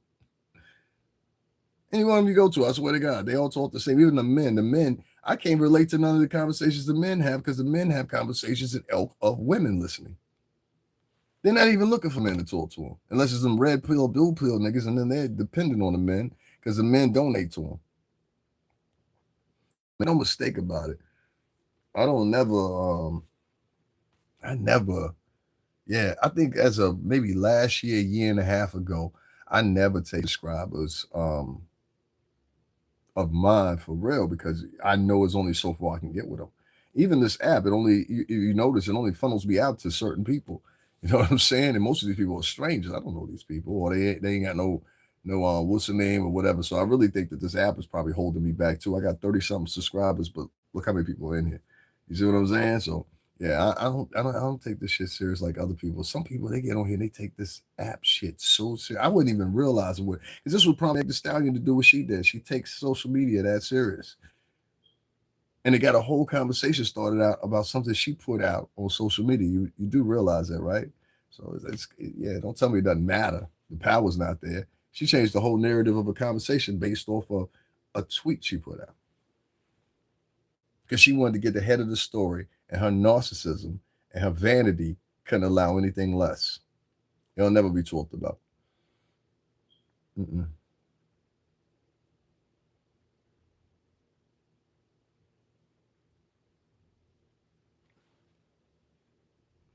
I talked about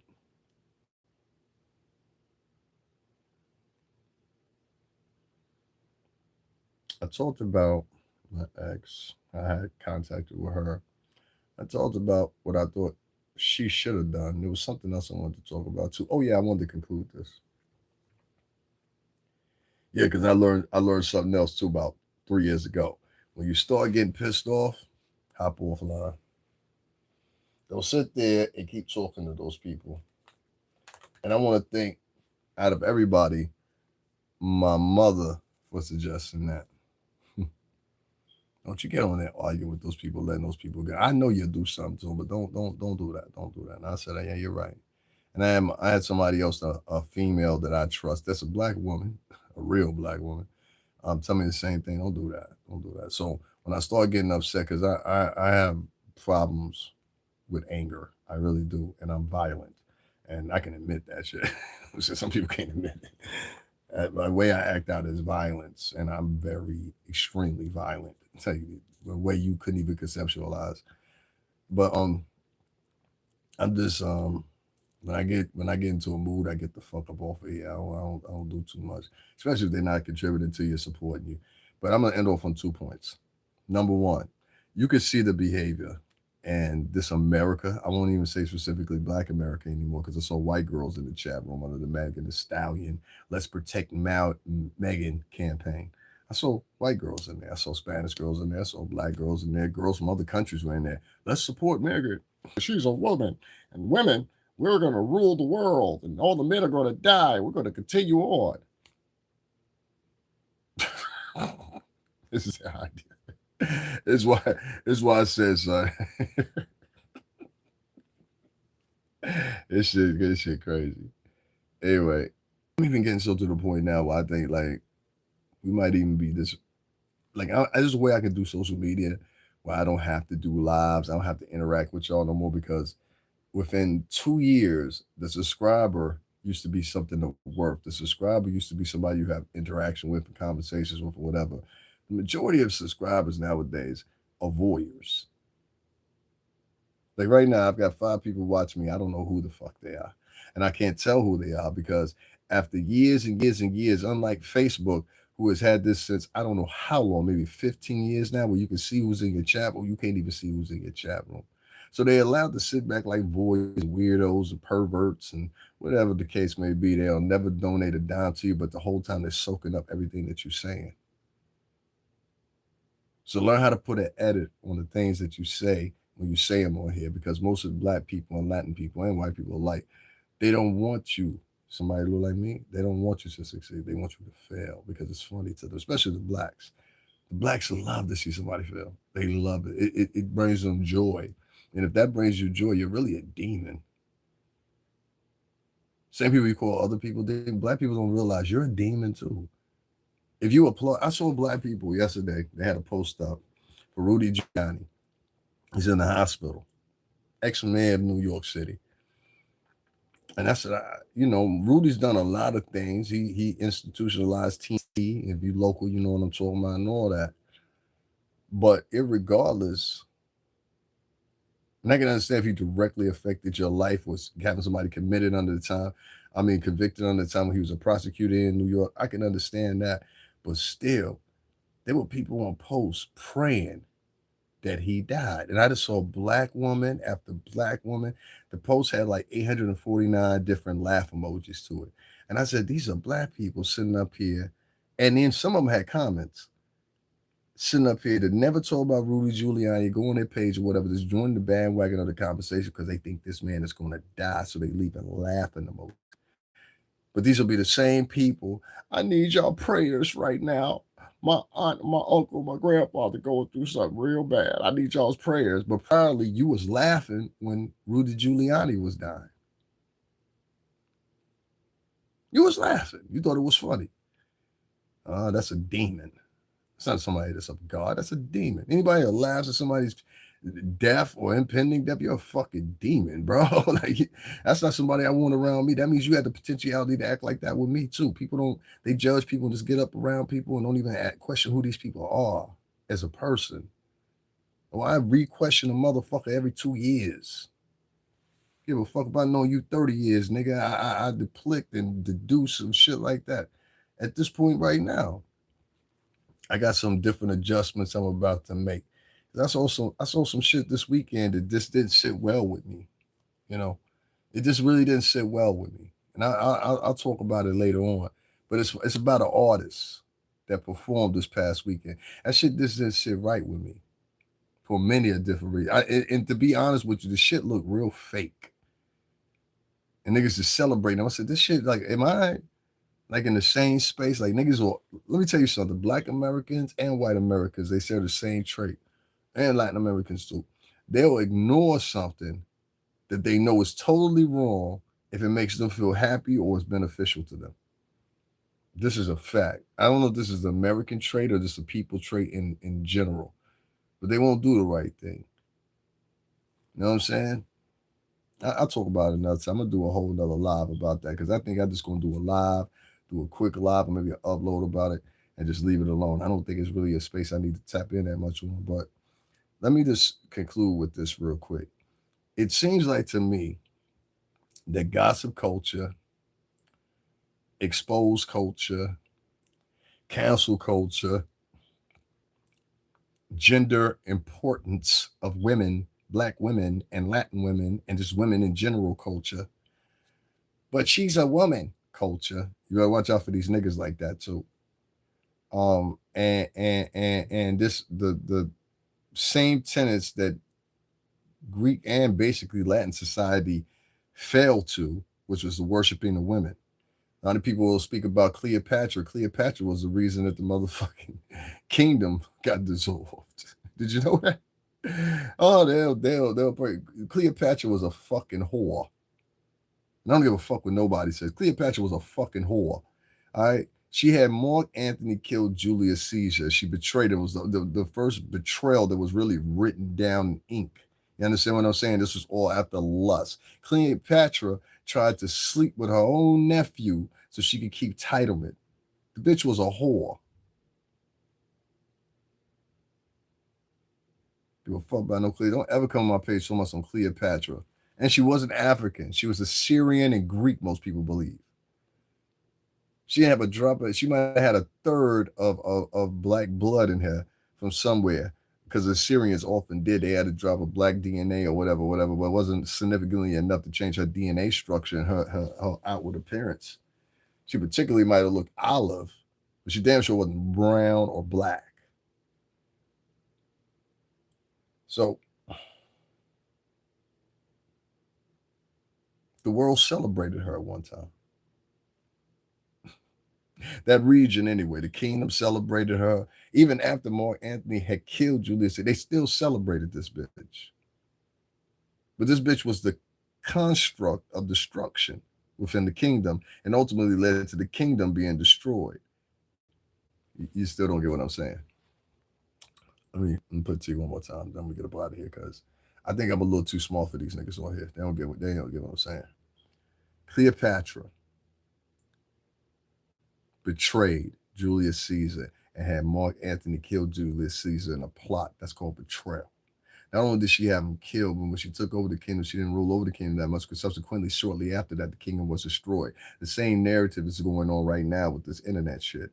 You're allowing women to destroy the kingdoms that have been built eon after eon and have subsisted. You're allowing women to do it and you won't say nothing. Instead, weak ass men, particularly black and Latin men who depend on these women for somewhere to stay and everything else, they'll just side with them. They'll side with other men. But you stay over there with the girls, then you pansy motherfucker. Stay over there with the girls. I've never seen guys out here so feminine, so quick to get into women's discussions or whatever. 87% of my viewership I found out last month was from guys. I didn't get one donation from one guy whatsoever, but they'll be in my chat room. And now they don't come in here and talk at all because they know, hey, he might ask for a donation. I ain't got it. I've been sitting there talking, and I don't want to do that. Someone with this voyeurs, weirdos, perverts, you know what I mean? I don't care. This is weird ass internet shit. Just stay here for 30 seconds, nigga. That's all I. You know what I'm saying? That's all I need. Just stay here for 30 seconds. That I don't give a fuck if you come back or don't come back. It really don't matter to me. You know what I'm saying? Because I know how fake this shit is. This shit is not, bro. Like, trust me, this shit is not real. These niggas here is not your friends. And if you look like me, you're not going to get supported. Especially if you're black and you a black nigga that speaks, you got some other DNA into them. Black Americans have become so racist and so belligerent, so especially the women. The women are the most racist. The women are racist as fucking screaming racist shit about white women, but be ready to cuff a white man in a minute. You don't believe me? What's Shorty's name they just brought back? Janae or whatever her name is, they brought back from Tanzania. I ran y'all a whole reel talking about showing y'all. One thing I can say, you can't run a whole reel that's under 3 years, that shows white woman after white woman after white woman after white woman killing a black dude. But you sure can run a reel, and which I have, a black woman after black woman after black woman after black woman getting killed, and Latin woman getting killed by a white man. Now, I don't give a fuck what you want to argue about. That is the truth. That's all I'm saying. And I ran one of those reels, and that reel lasted for 2.5 minutes of all these girls that had gotten killed. Who remember I ran that one with the Janae? I did a podcast about the Janae chick, and I showed her still respect. Though I didn't agree with what happened, I still showed her respect because she was a woman. Nevertheless, don't know chick deserved to be killed by no. That nigga 40-something years old.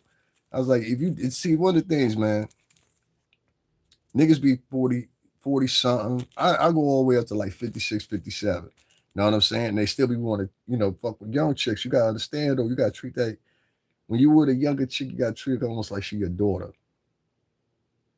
As weird as that sounds, you gotta treat her like she your daughter. And like you gotta say everything you do, you gotta say, when I do that with my daughter, and it's gotta be justified. You know what I'm saying? Because a daughter can also deserve an ass whooping. A little spank on the ass. You know what I'm saying? All right, you acting up. You know what I'm saying? I don't mean beat a bitch. I ain't into that shit. But what I'm saying is, it's like, be disciplined, right? You got to discipline your daughter. Sometimes you have to discipline your bitch, and it's verbal communication, whatever it be, whatever. To two bitches that just jumped out of here, I could give a fuck less. I could care less. I love it how black people, especially black people and white people, feel like if you say something they don't like, they will protest by hopping off. Bitch, are you listening? I don't give a fuck about you. All right? I don't expect from you. I don't expect you to donate. But just please do me a favor. Quit trying to insult me by like, I'm gonna leave his podcast now because he said I don't give a shit. Gives a fuck. All you motherfuckers, as far as I'm concerned, are imaginary. You don't exist. If you're not hitting the like button, you're not hitting the Cash App, you're not hitting the Super Chat, you don't exist. You're just somebody that's here, that's viewing, trying to grab what I'm saying or whatever so you can regurgitate it on your page later on, which is going to get me to conclude this because I'm talking too much. You never want these niggas to know how you thinking for free. Keep that with y'all. For all you upcoming vloggers, do not give these niggas everything for free. They will come to you for free and hear the best shit and how this, for example, like this Megan Stallion shit. I told niggas from the get-go, I said, this is a publicity. And I'm a matter of fact, where my tablet at? I said it from the get-go. I said it before all y'all niggas said it. Because if you just go do the timestamp when I said it was, I believe it might have been 5 days ago. Now, hold on, I'm gonna find it right now. It was one of my lives. Hold on 1 second. Well, I was talking about this shit.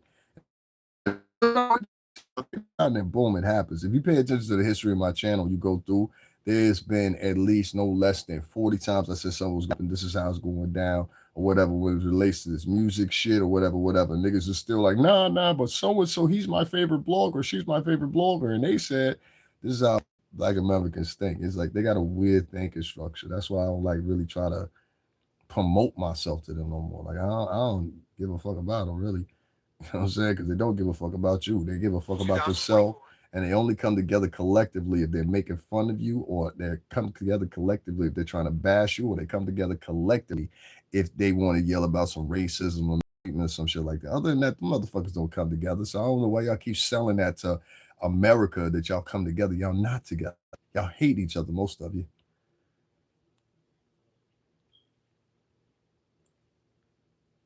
Hold on one second. Let me turn this up. I don't know why the sound is not playing on this. What's going on? Is the sound on this? What's going on?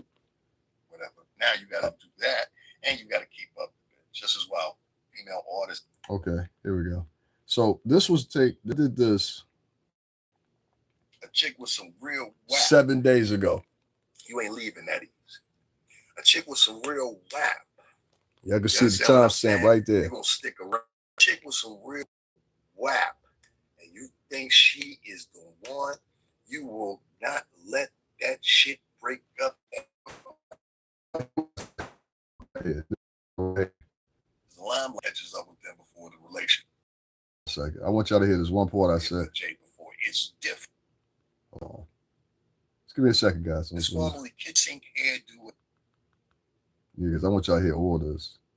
In the dark skin niggas. Now no more parties, no more talk. You know what I'm saying? This is after party, this after. I don't give a fuck about fucking the albums. All right, right here. This is good. Now, like I was saying, and I don't give a fuck about respecting you. Bitches is out here right now as we talking, disrespecting a man who was an NBA player that didn't have any tarnishment of reputation.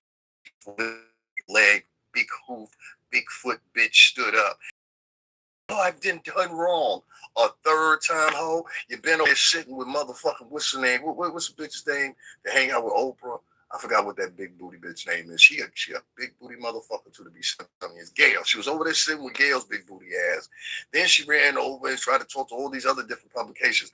The name is, who's ever managing her is a hell of a PR team. You know how the fuck what? You're and helping marketing albums, promoting albums. So I know a fucking PR routine when I see it. This bitch, every time something happened, she go on a PR run. Hear me out. When motherfucking her and the shit with Tory Lanez motherfucking happened, the first thing she had to do was get ahead of the press. So what she did was preach to the press, this is what happened to me.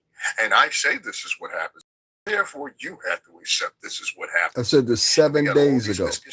We got Tory sitting up in jail for 10 years with possibly the whole girl that fucked Tory Lanez. My shot in reality. I'm just saying it's a speculation.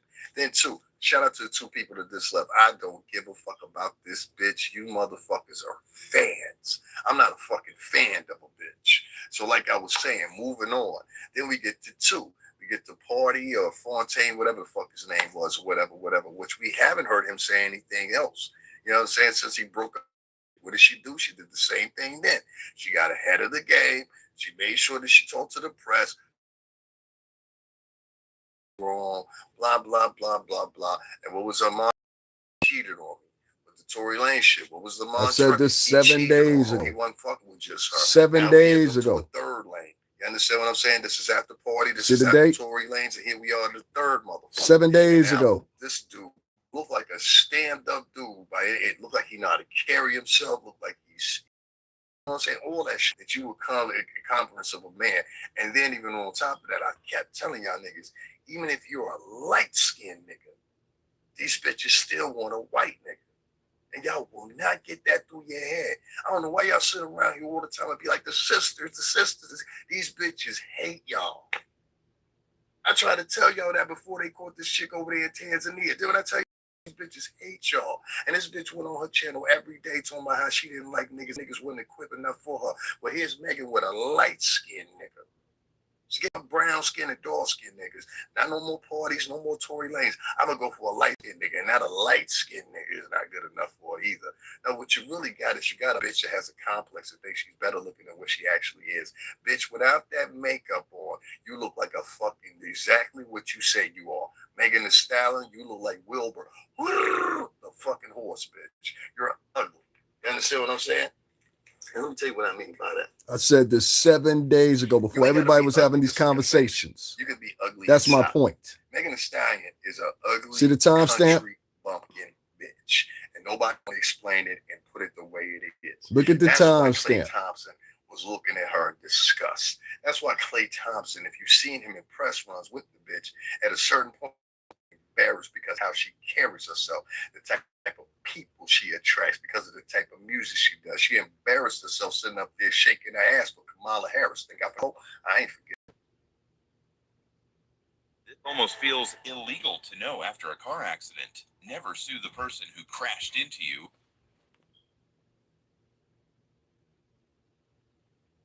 This is a country bred kitchen sink hairdo ass, formerly kitchen sink hairdo ass having hope. And I'm tired of motherfuckers sitting up here pretending like that bitch just came in here earlier. So you know the whole shit of the story. So you were cheated on. So I'm supposed to be quiet? Bitch, are you not listening to what I'm saying? I don't know her history before she was fucking with Tory as far as relationship wise, but I know she was hitting off Tory at some point or another. With Tory, she turned around and got mad really because Tory was now sleeping with a girlfriend. You understand what I'm saying? A nigga that's got some good vajay in his leg, he ain't gonna cheat, especially with the friend. You risking it all. So you know that the vajay must have not been worth a shit. And that's why I said it wasn't whack, W-A-P. No, it was whack, W-A-C-K, ass pussy. And nobody want to put that in the context. Oh, no nigga cheat on a motherfucking bitch that got fire vajay. I done been with chicks that had fire vajay before. It's different. I said this 7 days ago, y'all. Call you up and be like, hey, and yo, nigga, and you better be over here at 3 o'clock in the morning, and you'll hang up the phone and be like, she's so crazy. I like that girl. You'll hang up the phone just like that because you take us well, we're fucking retarded because we like you so much. Nah, don't no bitch with no good pussy. Motherfucking be switching niggas like Ferris motherfucking wheels of condoms. This is before the memes was out. Get off. And she in the this. Look at the timestamp. 7 days ago. Look at the timestamp for everybody else. It'll be 5 days ago, 4 days ago, 3 days ago. Try to go get them a boyfriend or whatever. And what happens is the limelight catches up with them before the relationship does. In a lot of cases, unless the person is as much ambitious as you are, or they are in the same lane to accept everything that you do. With Tory Lanez. Tory Lanez at the time was bigger than now. Fontaine or whatever his name is, he was trying to get his shit off the ground. But one thing I respect the nigga for, and in unison, is the fact that all these men, they walk away from just like nigga got some good VJ in his hands there. He ain't walking away like that. You know why he ain't walking away from VJ like that? Because he don't want the streets to happen. You don't want the streets to happen. We're gonna end it right there. I can't imagine. I said all this stuff. You know I want y'all to see. And I wanted to quote. I said this 7 days ago. All this stuff I said before, all these other vloggers started having the comments. If you don't believe me, I said it 7 days ago. Look at their timestamp and look at when they started talking about what they were talking about. And you'll get it. Your boy over here giving y'all the game early. You understand what I'm saying? I come to the conclusions early. I deliver early and see no residuals for the fact. So don't tell me I ain't doing my part for the coach, and don't tell me I'm pick my stuff out right now, talk about things or whatever. I'll share that live. Matter of fact, yeah, I'll share it right now. So y'all can go view it if you like. You know what I'm saying? Listen to it. It'll be the one with the pink, It'll be the one with the pink hairline and Mega's picture is in it. It'll have her as Cupid, I believe. It's about an hour and 44 minutes long. And like I said, this was 7 days ago that I put this. Few people did see it and they put the like, but I want you to just take in the chord. When did the other people start talking about it?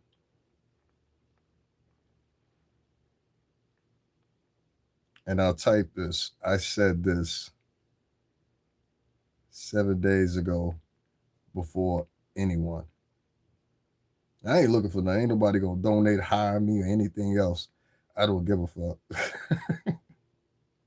I know where I'm at with it. You understand what I'm saying? And one thing you gotta learn if you in the music game, it's gonna because I'm still putting out new music. I'm not by myself, but most part I'm by myself in the music game. Personally, I said the other day, I got you, dog. Same way I saw it. But bad boy shit. I'll talk about that another time. But right now, I'm just gonna say it like this. I'm gonna fixate on both. You know what I mean? I gotta keep it in contention. Yeah, I'm talking to niggas in the music industry or whatever, whatever, whatever. But yeah, I keep that to myself. I keep that to myself. I keep that to myself. Because then I'd be contradicting some things too. And then it wouldn't, yeah, I'd be contradicting a few things. I'm just saying, man, this is why y'all niggas is moving, man. People is watching. Y'all niggas is looking silly. If I'm attached to y'all niggas and now trying to make it like, I don't trust black people nowadays. Forget that part right there, what you saw Megan did with that slick shit, because I called that shit out 7 days ago. And like I said, I shared it in my community section. So this is my community section right now. That video is there. You can watch it. But this is why I don't trust blacks. Um, I went to Diddy's trial, and I don't give a fuck what nobody say. I was around 17 years around that company, and I saw the hundreds of people that he employed. It was always a different few faces, but certain faces never changed. He kept certain people around, like myself and many others who know who. He kept them around, but specifically my department. He kept all the fellas. The BA kept us together, and they heard about it, nigga. It's okay. That are trying to deduce me in conversations. A particular person not too long ago in a conversation with an artist, you deduce who I was. You wasn't deducing me when we was working in that fucking office. Why would you do that now? If anything, you make yourself look stupid. You I worked along with the company for that many years, and you're tearing down. And it shows even further, and it does nothing for your PR. It shows even further to the public where your character is. So be careful when you talk down on me, because that's the way you think it's being perceived is not the way it's being perceived. It's being perceived the whole totally way. This nigga was running around these niggas, and these niggas just throwing this nigga in the corner acting like he ain't nobody. See, I lost two people when I was in there. I didn't say Puff. I said staff. And it wasn't immediate staff that worked with me. No. I ain't say Puff. I said Puff should have had the whole entire team of motherfuckers that were down there that worked for him down at that courtroom. Because that's what I would have expected to see. Instead, people stepped away. People watched it from afar and they said, well, I got a family. Da, da, da, da, da. And I think you were scared of something else. I don't know what it was. But I said, if you ain't did nothing, you shouldn't have no reason to be scared, nigga. If you ain't did nothing. And I had people in my family looking at how it went down, because that's where it started on my channel, where people don't donate. Yo, he used to work for Pup. Don't donate to that nigga. He's part of the Baphomet and all this shit or whatever. Like I said, that's why I don't be worried about nigga dollars coming my way. Dollars coming my way. The dollars are coming my way gonna be white dollars. It won't be nigga dollars. Trust me on that one. Nigga dollars don't come my way. That's why I don't worry about nigga dollars no more. Nah. Don't worry about, if you talented enough and you smart enough, don't ever worry about nigga dollars. Nigga dollars are what they gave to Omar Johnson. Nigga dollars. I don't want the nigga dollars. I'm good with that. Nigga dollars always come with, they gave what's his name? Elijah. Who was that nigga's name from Nation? They gave him nigga dollars. If you look at the trajectory of the past, I don't know, past 10 years on the internet when it comes to the donation process, black people have given money to the dumbest people you can imagine. So I never expect them to give money to a person like me. They give money to con artists. They give money to slicksters and tricksters and all kinds of shit like that, because they resonate with that. That's their personality, and many of them they resonate with that. So it's a person that don't resonate with that and is a little bit different than they are, whatever. Then they'll use other little characters. Just, oh, he speaks Spanish too. Don't donate to him. He's a tether and all this shit or whatever. Mind you, the shit I'm telling you is all for your benefit. I took these niggas to fucking when Malcolm shot and killed during Black History Month and looked at all the other podcasts and they spent the month sitting around gossiping about each other. They did it this year too. Go back to February and see what your favorite podcaster was talking about Black history. It was about tearing down Black people on a constant basis and day-to-day basis. So, and I just lost one person because of that. You're always gonna lose because of that, because nigga culture has superseded Black culture. You gotta understand that. I'm talking to a bunch of excuse me, I'm talking to a bunch of drones and fucking robots, dude. Thank y'all for being there. Appreciate it. Appreciate it. Appreciate that. You know what I'm saying? I thought I told you, I just need you 30 seconds. Google will take care of it. Google will pay. This is the day. They'll be like, you sold out. Yep, sure did. Ain't no money fucking with y'all. Google pay though. You know what I'm saying? Shout out to Google. Shout out to AdSense. They pay. You know what I'm saying? That's my gateway. You know what I'm saying? And I had to look at it like if somebody else told me, say, yo, listen, pay attention to white that want to support you. Because at the end, those will be the ones signing checks. Niggas are not going to sign checks. Niggas only support niggas that they want to see win in a niggerly way. So, you know what I mean? I'm not a nigga. Man, it is what it is. We live in a nigger culture now. I'm sorry. You know what I'm saying? Did I say something that was offensive? A lot of people hear me saying that. They're going to be like, oh, you wildin', da, da, da. Nigga, last time I got a donation was back in February. We in May now. You know what I'm saying? When I go watch podcasters that are literally millionaires, no disrespect to any podcasters that are literally millionaires, and you'll see Black people in their chat room. They go $100, they go $200, regular Black people, regular Latin people, regular white people will donate to multimillionaires before they'll donate to a regular person. So you got to understand the tapestry of what you're dealing here online. Everybody want to be a superstar here. So never from this point moving forward, to all you upcoming vloggers, don't pay attention. Don't waste your time interacting. Don't try to be friends with these motherfuckers. None of that shit. Treat subscribers as who they are, the bottom of the barrel in the equation. There are 20 trillion of you motherfuckers internationally in the world. I forget trillion, I think, people in the face of the world. Out of that trillion, there's something like 35 to 60% of them that have a portable device or some type of multimedia outlet. These are potential people that just for 30 seconds that they see, you know what I mean, is worth something. Don't worry about if Black Americans donate to you because you don't talk niggerish enough for them. Who gives a fuck about them? Do this for yourself. You understand what I'm saying? To come on here and have what you say. Me personally, if you notice, I don't talk about subject anymore. For what? They're not gonna appreciate it. I took you to where fucking Malcolm X was shot and killed. Had a tour guide.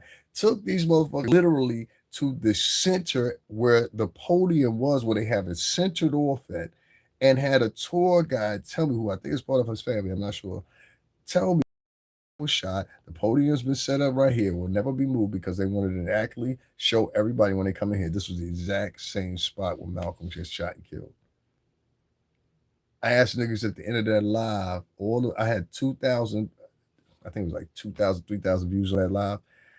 And the chat room, we had like something like 30. Asked everybody, said, yo, anybody want to give me a coffee? A coffee costs $5. You know, every last one of them Black motherfuckers didn't donate a dime, $5 for a cup of coffee because it was February, it was cold out. When that happened 2 times, I did it twice. When the shit like that started happening, I just cut ties. I said, this is not the same Black people you knew before. This is a different type of person that only resonates to people that's talking to them in a niggerish way. So, you know what I mean? I just don't. I don't fuck with. Plus, a lot of Black niggas are crazy, dog. Like, this is one shit that I don't like that a lot of Black people have started doing. It's kind of like fucking mentally ill. I'm having this thing where I'm walking past Black people, whatever, and they're doing these weird ass movements trying to get my attention. Like, let me give you an example. You ever walk past some of these Black niggas and like they'll say some shit to themselves or say under their breath or something like that? You're like, who the fuck are you talking to? Like, they'll wait right until they get in front. I've had the bitches and the men. And that's why I equated this is bitch behavior. But walk past them Like the other day, I was walking home, and this black dude, he wasn't saying shit. I mean, he wasn't saying a word. He waited till he got right in front of me, like on some real. And to me, it's homosexual because it means you want another man's attention. This nigga waited till he got right in front of me. It was like, yeah, man, you know what I'm saying? And them niggas are down there, yo, I feel. Da, da, da, da. I'm like, nigga, I just looked at you for the past 2 minutes as you was walking down the hill. You wasn't talking to anybody. Now all of a sudden, once you get right in front of my face, somebody's on the phone. And I've had black women this shit too. And I'm like, where the fuck are they getting? It's please pay attention to me behavior. That's what I said. There's a lot of mental illness going on with these folks. You ain't peeping, man. I was like, oh no, I'm good. Latinos too.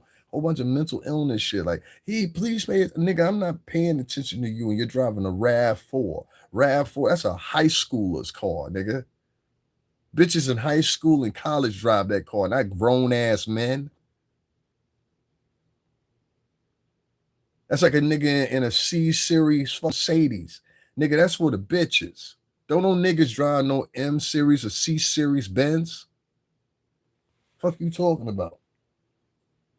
So I be like, I be confused by these niggas. I don't know. Maybe I just had better. I don't know what. I be confused by these niggas like nowadays. So yeah, I never since probably like a year and a half ago, I limit my this because somebody asked me this, so I might as well explain it. Um, I've limited my conversations when it comes to black people unless it's something that's universal that everybody can listen to or whatever. I'm not saying fuck y'all. I'm not saying I'm gonna sit down with some niggas and some white niggas or any niggas from any other culture or talk about y'all, but I just don't have nothing relevant with y'all. Y'all don't have nothing relevant with me. That's apparent. And at some point or another, it's got to fully separate. I have nothing in common with niggas. I really don't. I really don't. Not the type of shit that I'm on, the type of shit that I see. And it's funny because other people from other cultures, they do see it. It's funny, right? The niggas that's intended for it don't see it, but the niggas from other cultures do see it. You know what I'm saying? And this tapestry is all on here on my page. You can just go through my page and look at it. I've taken niggas to where Nas grew up at Queensbridge. I done took niggas to Biggie's neighborhood where he grew up. I done took niggas to Jay-Z. I took them to all three of the King of New York's home stomping grounds. I'm a tour of it's all here. Just put in my name, put in Nas, Queensbridge, put in my name, and then put in Biggie, Biggie neighborhood or notorious. No, put in notorious. I put it notorious big. Put in that. Put in Davin Lewis. Put in my name and then put in Jay-Z. You'll see all this shit. It'll pop right up for you. None of these niggas have done this shit. You know what I'm saying? And I don't go there where it's like nobody over there. I go over there when it's in the full of the motion. Everybody was out there. You know what I'm saying? That's my point. Like, nah, nigga, I'll be out here. Marcy, I did Marcy at nighttime. I was out there like 10 o'clock, 11 o'clock at night when I did that live. Niggas was like, yo, how the fuck? Like, because I know niggas over here. You know what I'm saying? I was standing right in front of it just so you would know. No, nigga, I'll be over here. But I just those type of people I could deal with. The ones that's not saturating the internet. These motherfucking black and line people that saturate the internet, now I don't care for them. And I know how phony they are. And I know what they support. But when I saw the other day, and that's what I'm about to start doing too, I gotta go through YouTube Studio. For some reason or another, I have accumulated a whole bunch of broke black men following me that are weirdos. I click some of these profiles. I was like, you're not a nigga I would ever talk to. I would never even hang out with you. Why are you following me? Block. I go through I have to do this every now and then. Go through my YouTube studio, look and see who's following me and block them. And I encourage y'all to do the same. There's a lot of people that follow you. They have no intention of main support or even hitting the like button. But they like what you're saying. They just want it all for free. And they sit back like phantoms and perverts and voyeurs or whatever. And like I said, these are the same type of niggas that would hide around the corner to attack a woman in reality. These are people that are precision. This is what they do. This is part of their personality. If you hiding online, saying nothing in the chat room or you're not hitting the like button or something like that, to me, you a pervert ass nigga. You a voyeur. And I had no respect for a nigga like that. Ever. Give me a second here. Let me clear this up. It's niggas will take it like, you hating? I'm like, no, I'm not hating. I'm showing you what I see. I ain't stupid. If I see niggas shooting around the corner, what I'm supposed to do? Walk around the corner with no gun? That's common fucking sense. That's what I said. Like these niggas, like black niggas be like, no, it doesn't matter what we say, what we do, and how we treat you. You should always come back, nigga. Fuck you. No, I don't move that way. Allow a nigga. I look like allowing a nigga to mistreat me for the benefit. Like that's where a lot of these bitches get at it too. Bitches is out here, black bitches is out here thinking, oh, that's what black men are for, to be mistreated. Bitch, I will blow your fucking kneecap off. You come over here and do that bullshit for real. I don't give a fuck about a bitch. You're not my bitch either. You know, that loud, sassy mouth attitude. I saw this bitch the other day on camera. She tried that loud shit with the police. They had to shut out. Even the police officers was getting tired of it. Why are you yelling and screaming? This ain't even a situation for you to be yelling and screaming. I don't care. Da, da, da, da, da. She was trying to make the white man adapt the abnormal in her behavior and accepting it as being normal. And the cops were like, no, the fuck we're not. Now, bitch, get the fuck out the car. She started that prancy shit with black dudes, didn't want to get out the car. Da, da, da, da. Finally had to grab the bitch out the car, put in handcuffs, wrestle with her while they put her in handcuffs. And they had told the bitch from, hey, bitch, if you just shut the fuck up, you can leave. The homegirl just wanted keys back for her house. I saw another one. This bitch, the cop said clearly to her, yo, listen, just give me your license. Just give me your registration. We get this done and done. Well, he wasn't even trying to give her a ticket. The bitch did the same thing, turned up or whatever, tried to talk to the white officer like she was talking to a nigga. This is a problem with these women. You understand what I'm saying? And no offense to you, I'm not interested in that problem. I had a couple of my black homegirls that be like, oh no. I'd be like, no, well, all of us are not like that. I said, I don't know, baby. No, y'all not like that. But even if I got with you, the majority and the bulk of them are like this. You see it on video. You see it on Pop the got some folks is on there. But if you pay attention, 80% of the bitches is on Pop the Balloon is ugly as fuck. They ugly. They're ugly. Is that fair? 80% of the bitches is listen. Y'all know the song Pop the Balloon or Find Love. If you really peep the bitches that be on there talking the most, 80% of the cast that they have on there, them girls are ugly as fuck. They ain't got real hair. They got misshaped bodies. They're just not pretty girls. And then more importantly enough, their attitudes suck. They like completely suck. So, and it's black girls, Latin girls. I've seen a couple of white girls too, so I can't make that a specific demographic. But the reason they're like that because you are accepted of it. That means make abnormal normal. I'm not into that shit. So, when you deal with black culture, a lot of times they have this is the way they cope, and Latin culture too. Try to make that. I'm telling you, Latin culture and black culture are the two that are the most definitive of this. They'll try to make things that are abnormal normal. You understand what I'm saying? And most of this comes from the circumference of just being in an urban environment all the time. And they'll believe just because you're the same color as them, which is crazy, you grew up the same as them. I didn't fucking grow up the same way you did. You understand what I'm saying? Like my memories are not eating sugar sandwiches and pass piss on the fifth floor of the elevator. My memories are the last place I lived with my parents. It had a golf course built around the fucking game pool. Actually it was two pools because I forgot there was one that was on one side of the complex, there was another one that was on the latter side of the complex. So it was actually two Olympic pools. We had jacuzzi. We had a fireplace, working fireplace at that. I'm talking about a real working fireplace within the what's the name within the structure itself. I had my own bathroom and my room, whatever. I like, and that followed me when I moved out of my crib, and that was an apartment. These were corporate apartments.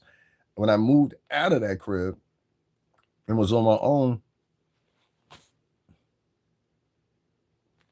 I could say three times, but I'm gonna say I could say three times, but this is the second time that I've lived in something underneath that ever in my entire life. And it's nobody on here that's gonna disagree with me. Nobody, especially if you know me in real life. This is the second time that I've ever lived like that. I would say when I lived in New York, but New York don't count because the whole fucking every borough is like that. You can't escape. It's urban environment. But for here in Connecticut, that's different. And what I mean by that is what you would pay for luxury, you have two homes here. You know, not here, but in Jersey, as far as a mortgage. Like if you really want luxury, it's gonna cost you like 11 to 12 grand a month, which is a waste of money. I mean, within a year, how much is that? 100,000 and some change or whatever? What for a fucking apartment? That's ridiculous. You know what I'm saying? Like 4 years of doing that, you could have paid off a home, rented the home, and that could have been an equity now. I don't know, but anyway, let me get up on here. Like I said, I don't hate black people or nothing like that or whatever, whatever. I just know where I'm at with them. And that's the best thing to do. Just know where you at with them. I'm not talking about the bulk and everybody, but a good 70% of them are like this is where they're going. This is where they're moving, whatever. And I don't want to deal with it. So I would tell most of y'all, if you're upcoming vlogger, number one, don't pattern or make your target demographic African Americans and Latinos. You are going to lose because the market is saturated. It's mostly nothing but gappers. I got T bitches. I'm gonna expose this one. That's why they put shit in their titles like it's over for so and so. They spend the bulk of their time trying to destroy each other instead of going after people who oppress them. Some people knocked off of here because they hear the only thing they hear is he's attacking us. They don't actually hear the behavior that everybody else is saturating and seeing for themselves, including other black people. They want you to say things to them that are very kind about the bullshit behavior that they're doing. Nigga, fuck you. I'm not coddling your motherfucking ass because your feelings involved. They'll be the first motherfucker to call somebody emotional. If you wasn't an emotional bitch, this conversation wouldn't bother you. So see, I done proved once again. No, y'all, the biggest trick that we have out here is we have a whole bunch of, I want to get the biggest trick, the biggest trick that we got out here is we got a whole bunch of niggas that never was seen as cool. Now trying to run the market like they cool. We got a whole bunch of people that never been tough guys and never did nothing to nobody trying to pretend like they tough guys because this shit acts is like a fucking acting pack. I'm not an actor. I done did shit to people. You understand what I'm saying? I got a nice little record that'll prove that fucking for you. You, on the other hand, you squeaky clean and you spent most of the time on your mom's titty with your head like this. Leave people alone. It's shit's not gonna turn out the fucking way you want it to. All right. I'm trying to tell you here. So what I would say to most of y'all is, right, don't let these subscribers pump you up. They are nobodies, especially if they're not donating to you or whatever. Don't let them navigate you into certain perimeters where you're having arguments with them or whatever, whatever. These are not the same Black and Latin Americans you once knew. These are demons, and they're the pure essence of demons because the only thing they want to see is destruction. That's why they get online every day and they allow their bitches to get online every day and create chaos and drama. They allow their bitches to talk down about them and talk and prove to and show the world to them that you ain't shit, but yet at the same time still want your support when shit go down, like that girl that got killed in Tanzania. You understand what I'm saying? That bitch spent her whole time talking about how she ain't like Black American dudes, and there's niggas up under comments somehow. Well, the reason she wasn't protected and da. Nigga, fuck that bitch. RP to her, but fuck that bitch. So, like I said, I ain't got no motherfucking empathy outside of the fact of she ain't deserved to die, but I ain't got no motherfucking empathy after that. I'm not donating to that bitch's expenses. I'm not doing none of that shit, nigga. They raised something like $500,000 for that bitch.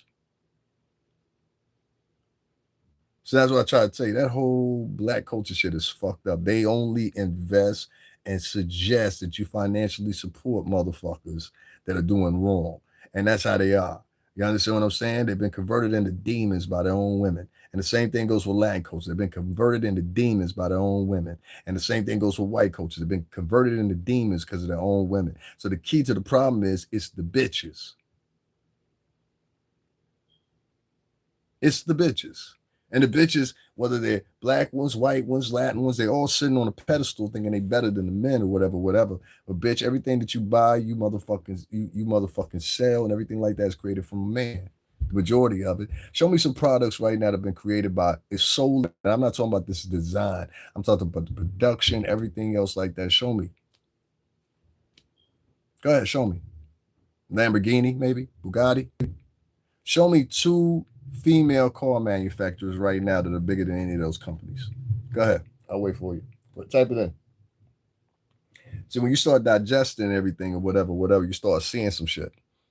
These bitches is out here putting on an acting role, the majority of them. You weak bitch, and if something really popped off, you ain't gonna do shit about it but sit on and scream like the rest of the bitches. So shut the fuck up. I start shooting right now, 90% of the bitches gonna start screaming and crying. Oh God, girl. Ooh, am I lying? I shoot up in the air right now. 90% of the bitches is that no matter where I'm at, 90% of the bitches out there go from talking that shit on the podcast to showing who the fuck they really are inside. Now I know who the fuck you really are. Huh? Anybody gotta disagree with that? Nah? Okay, cool.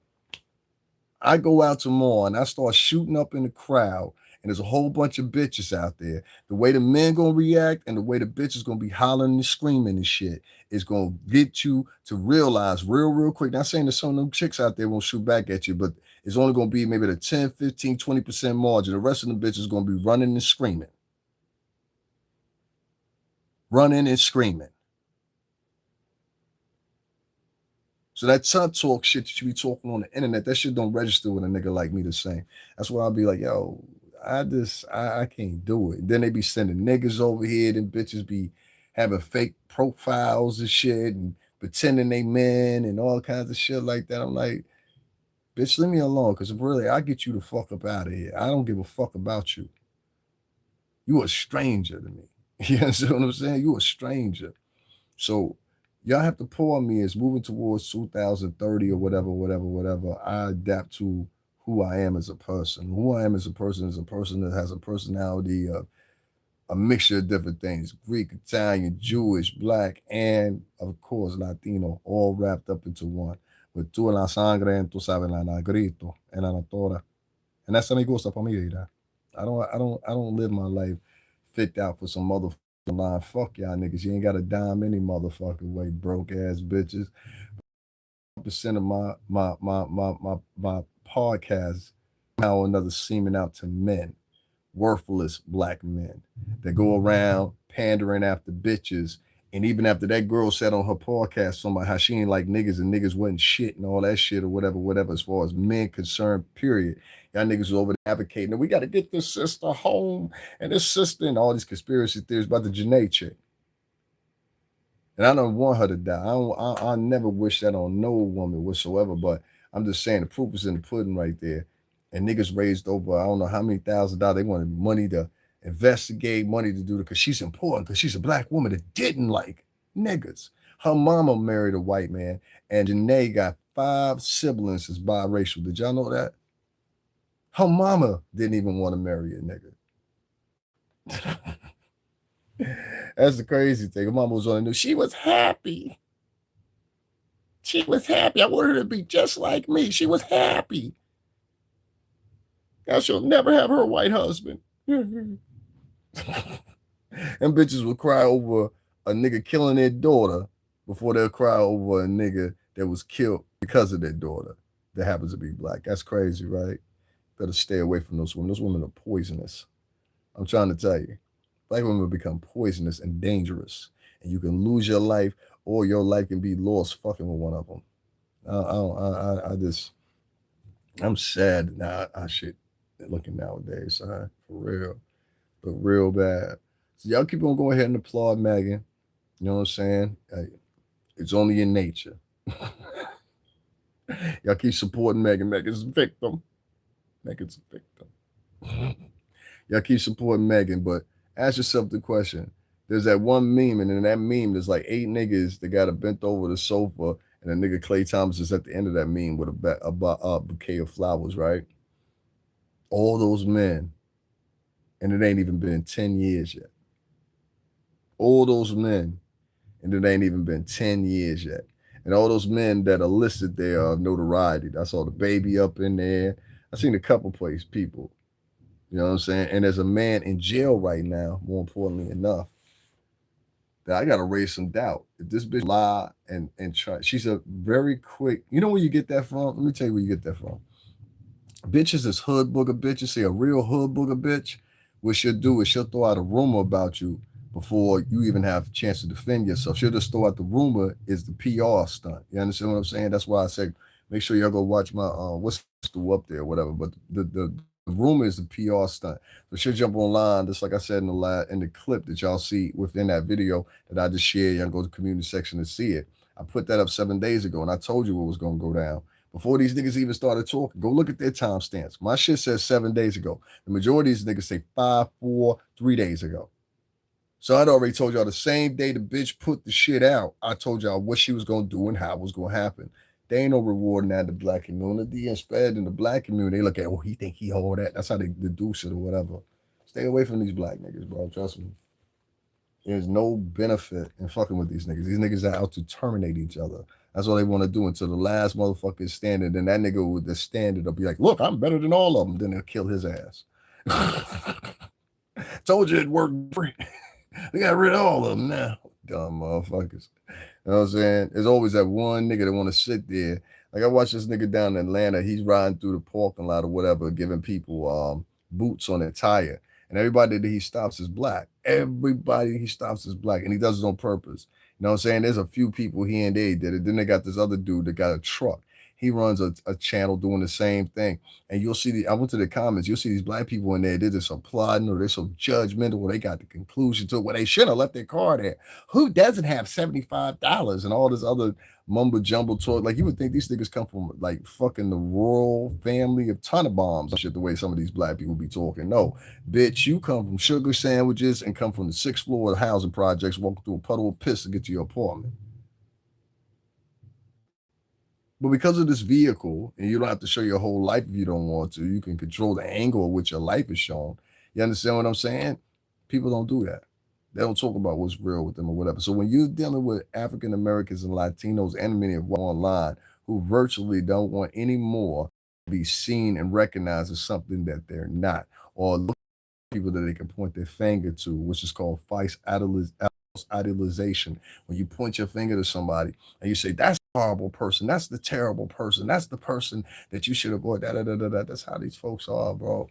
That's why, like, when you see me this year, I don't have stories about black issues. It's just like, if that's trending or whatever. But don't call me to talk about, yo, it's a travesty going on. Call me for that. I spent 5 years doing that, and y'all didn't appreciate it one bit to the point where I took these niggas to Senate, Wall Street. I'm dead serious. Gave them the real hit. I took these niggas to Trump town. I done took them everywhere. The Diddy trial, Jonathan Majors trial, Trump trial. I done took them to it. And didn't ever receive any. Most of the time, I'm paying for the whole thing. You know, they come in, they would say, a lot of people don't talk in my chat room now because they know I'm telling the truth. And they wouldn't donate a dime to me, but especially the nail hit the coffin when the Diddy trial came up. That's when niggas really showed who they were. It was like, nah, nigga, we said we ain't fucking with you. You know what I'm saying? I was like, oh, word. Y'all give me a second. I'm gonna stand up for a second as I'm talking to you. But they said, yeah, we're gonna tell the whole right now. I got to stretch my legs. We're gonna tell the whole world and everybody that's down there at the Diddy trial too. Don't donate to him. He used to rock with that nigga. He probably guilty too. And they was making up stories about me. I was like, I ain't never been in the hotel room privately with Cassie or any of these strippers. And I don't know one of them niggas that will tell you they know me. You know what I'm saying? But they were spreading this. And this was black American people, especially the women. The women were the ones. And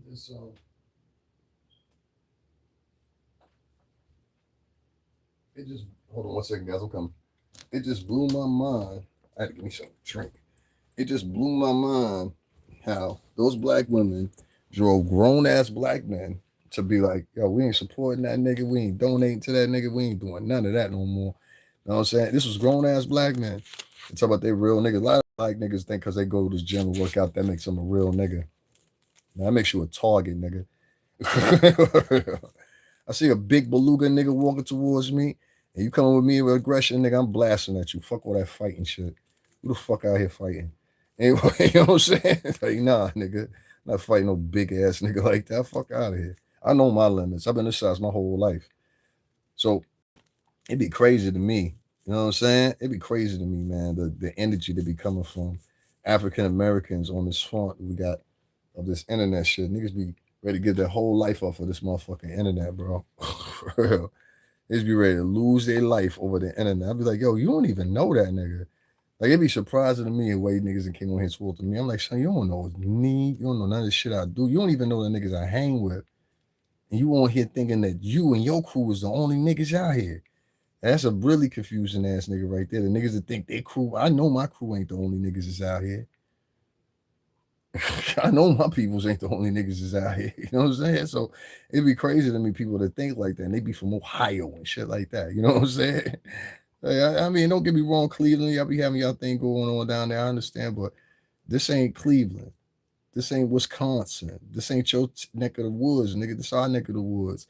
And this to have the opinion within your mind, I can act like that whoever I want to or whatever because of the internet, nigga. I'm trying to tell you, you're gonna end up having something happen to you. Trust me when I tell you this. You don't know who I have so many niggas. Like I have sat down with my people and been like, yo, because like one of my homeboys, I can say your name because you're not gonna be the one. My boy Manny, right? Y'all done heard me mention him before. He's Honduran. That's my boy right there. And Manny has looked out for me a million and one times. And I never turn my back on him. I told him, I said, nigga, when I get rich, I got you. Like, you know what I mean? Because we're gonna get it back, you heard? But it was crazy to me because he had peeped out something on my channel and he said it to me. I said, damn, you got a point there. He was like, yo, son, stop taking up for them niggas. Them niggas don't fuck with you, son. He was like, they jealous of you, most of them. I said, what you mean? He was like, yo, niggas, soon you made your biggest mistake when you came on and spoke Spanish to them niggas. Them niggas are racist, you know what I'm saying? And the women don't like the men. And he was the first one to point it out to me. He was like, yeah, the women don't like the men in that culture. I said, yo, you right, too. He was like, the women are almost like a bigger enemy than white dudes. You know what I'm saying? Because, like, generally speaking, this is what many black women think, and I'm just speaking for black American women and Latin American women both, because I'm both.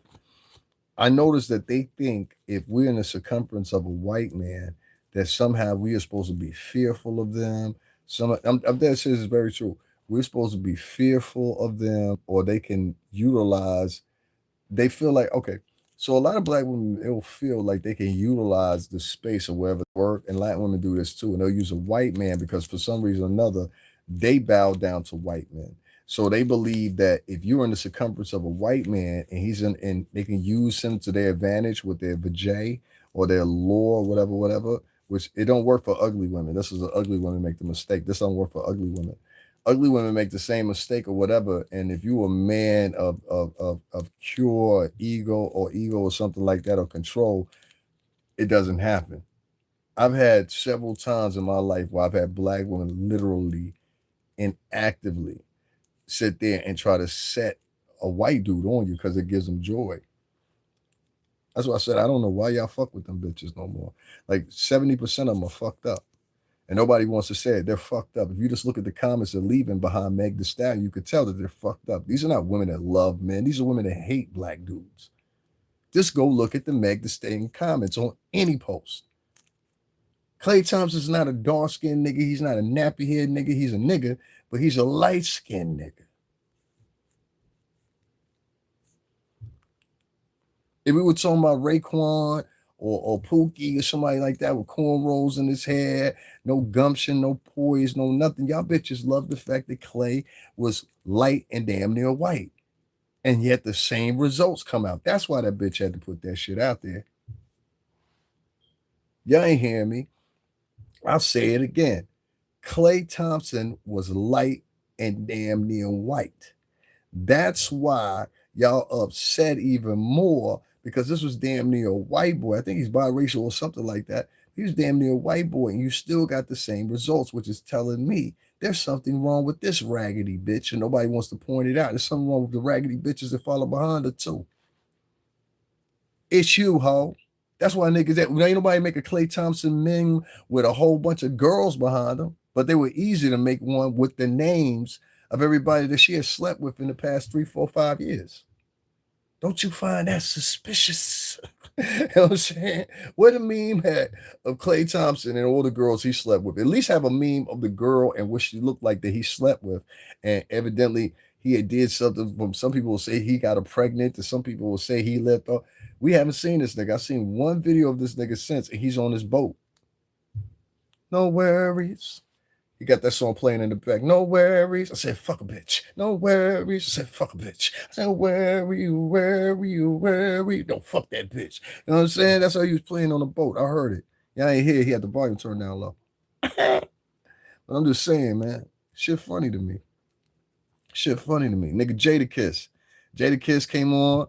I keep hearing this story keep on revoking. Jadakiss came on. His wife been solid with him for decades. His wife. These are the same niggas will say they embrace. Listen to this shit. I want y'all to hear this. Jadakiss's wife been with him for decades now at this point. Not a few weeks, not a few months, no nothing like that. They got a beautiful daughter and everything else or whatever. And I think they got a son too, if I'm not mistaken. that look just like Jada. This is my point, right? With all that being said, he posted up a picture of him and his wife, and niggas, black niggas specifically, came on attacking his wife. They don't take into consideration this woman is a mother. She took care of this woman. She's a wife and everything. They came on and tried to joke this woman, who is otherwise beautiful, if you ask me, and a black chick. And these are black chicks attacking her. Not niggas, black chicks. Please let that settle in. Oh, the black woman is one of the most hateful ass women walking the fucking earth, only to be outdone by an Asian woman and a Latin woman. Evil ass bitch. I don't give a fuck what nobody say. Y'all attack Carissa Shields. They go on a day-to-day tirade attacking a piece of them two bitches that just left. I don't give a fuck, because that's why you left.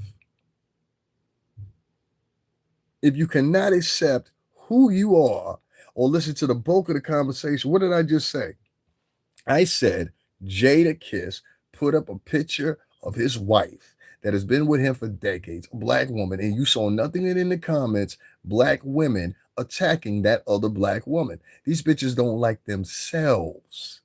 They're narcissist, obsessive, and obnoxious, and that's why nobody wants to date you. And if you equate it to what Megan Thee Stallion's got going on, and niggas was able to make a meme about this chick and had several other niggas behind her waiting in turn. Y'all seen the meme, and at the end of it, it's got Klay Thompson there sitting there with the flowers or whatever. Then you want to ask your motherfucking self for some reason or another, right? Oh, well, you know what I'm saying? And Megan is really innocent. She's a good girl. But fuck that bitch. I don't want to do no business with the hoe anyway. Y'all niggas want to do businesses with these hoes. Oh, well, I got to get a track. Well, for what? This bitch ain't tracking right now. If I'm going to do a track with somebody, I'm going to holler at Cardi. I'm going to holler at Nikki. They from the boroughs. However it go. Then we'll holler at this bitch from Texas. You seen Texas STD rates down there? Them niggas is nasty. That's why I be looking at niggas every time I'm moving to Texas. You moving to Texas for what, nigga? You ain't never caught nothing in your life. You go down there, you going to catch something. There's niggas coming back from Texas doing the past month. I ain't never heard a motherfucker coming back from a state and got 4 STDs at the same goddamn time. I mean, nobody down there taking the bath. Nobody down there doing nothing. Them bitches down there is disgusting. And the niggas are too. No, thank you. You can keep Texas. I'm straight.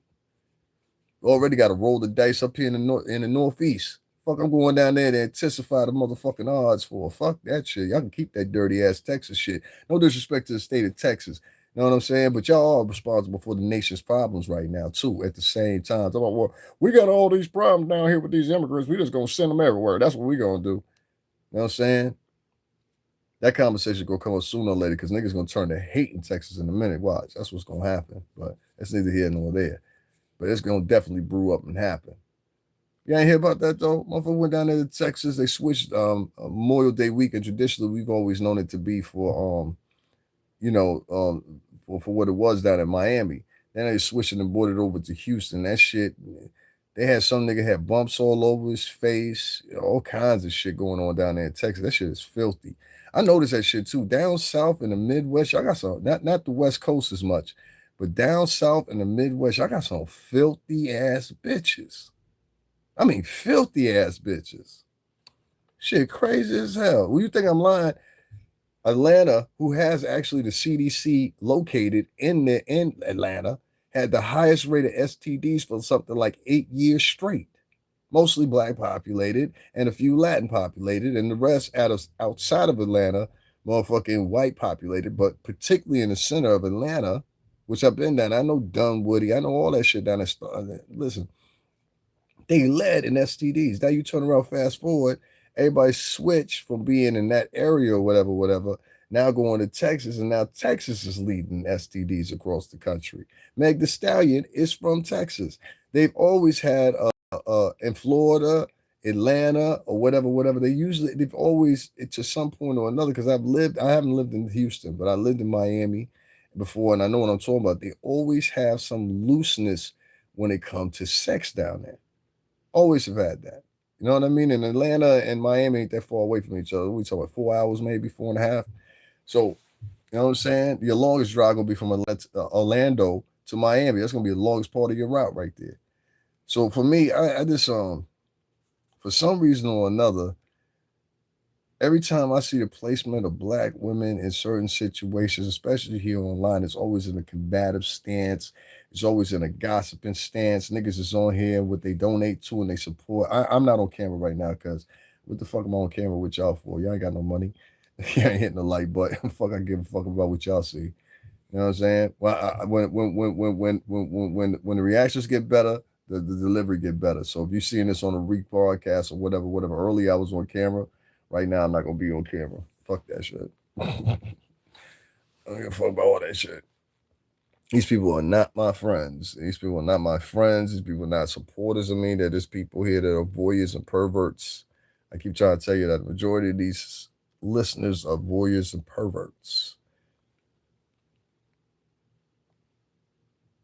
Watch this. One of y'all motherfuckers in the chat room right now. Type something in the chat room. Go ahead. Watch this. I'm gonna prove my point. One of y'all in the chat room right now. Type something in the chat room. If you're not a pervert, pedophile, or someone that just likes to sit around. Instead of doing that when I'm jumped out.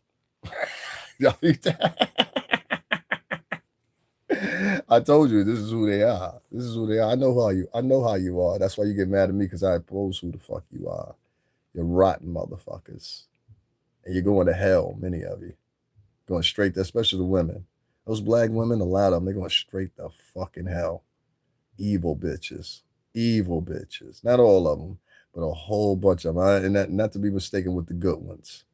But 80 to 70% of you bitches are going to burn right in fucking hell. Justified as it should. And burn slow, bitch. Burn slow.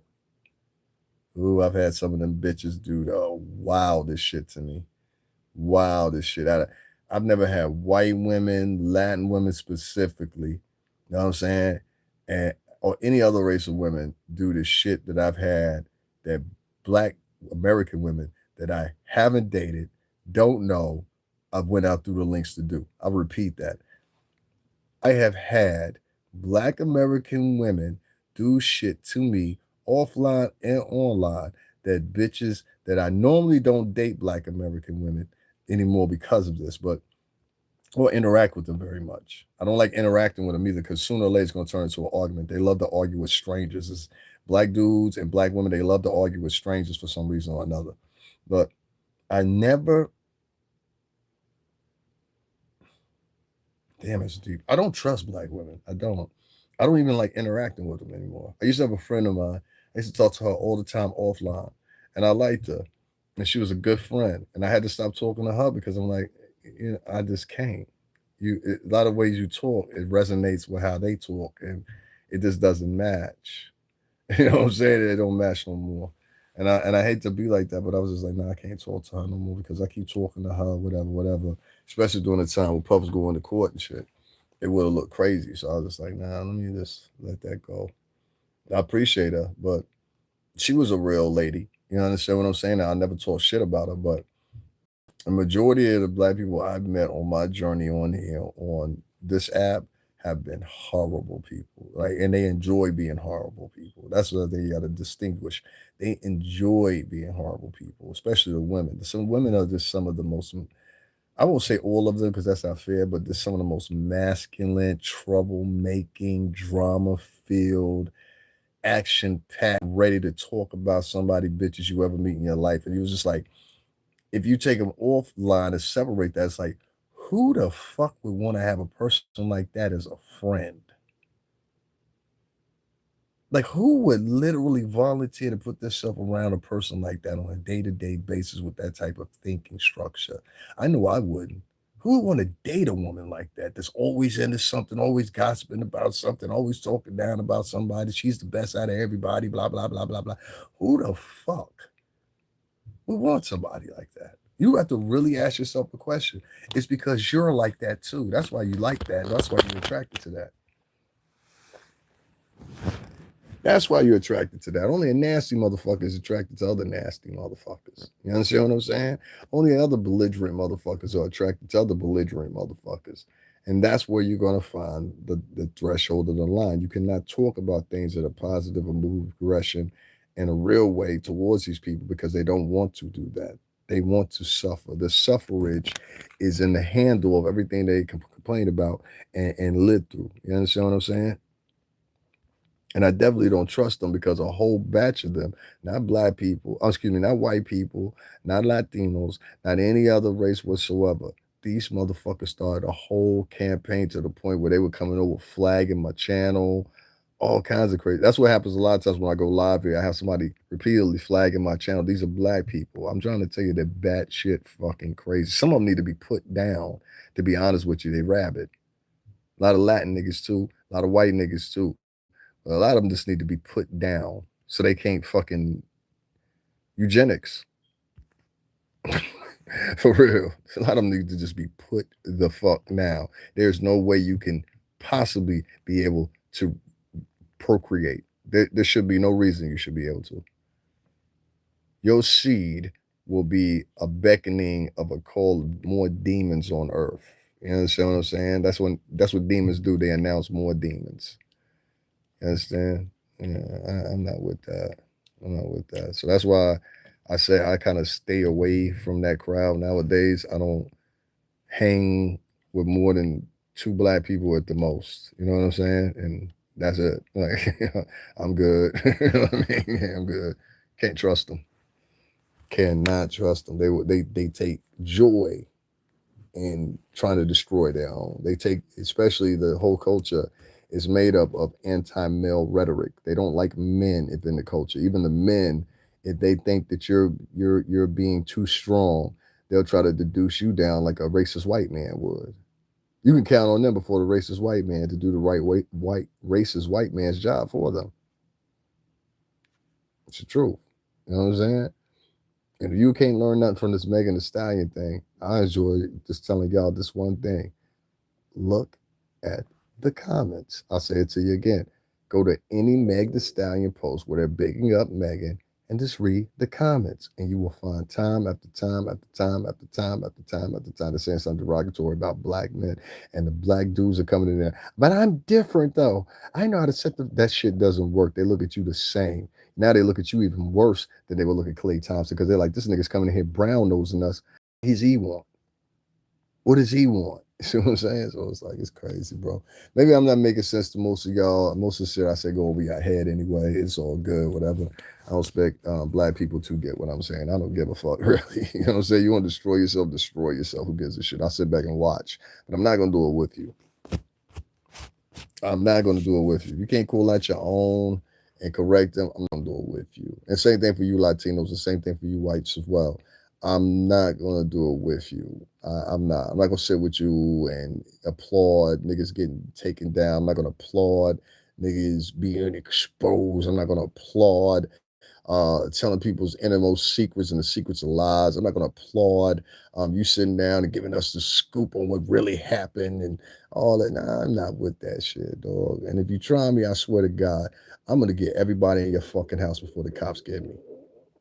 I'm going to show up with your fucking kids, graduate, all kinds of crazy shit. And if I can't be there, I'll make somebody else says there. That much you can be assured of. Well, if we're going to end the party, we're going to end the party real fucking big.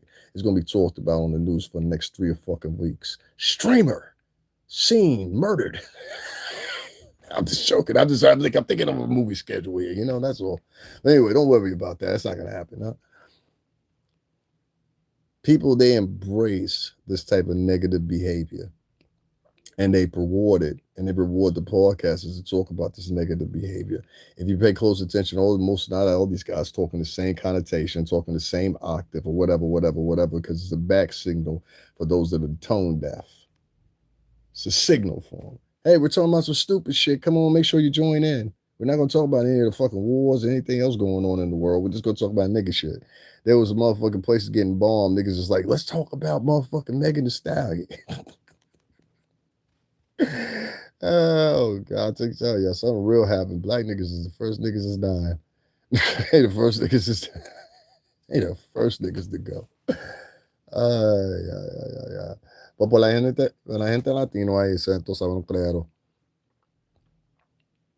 Yo gusta la negro americano, entonces no creo que sí en la mente, entonces sabes, pero la gente no gusta mío. Entonces a veces es diferente. Tú no tienes el corazón por mí. pues tú quieres un corazón por tuyo, entonces sabes, no respetando, esa no por mí, entonces sabes, porque yo respetando yo, ahí, entonces sabes, no la chavo, el chavo tan bueno, pero un cash app, tú sabes, pero un PayPal, entonces sabes, no, él no gusta el chavo siempre, yo quiero un chavo, sí, pero el problema yo tiene es, como te digo, la historia aquí, pero a negro americano.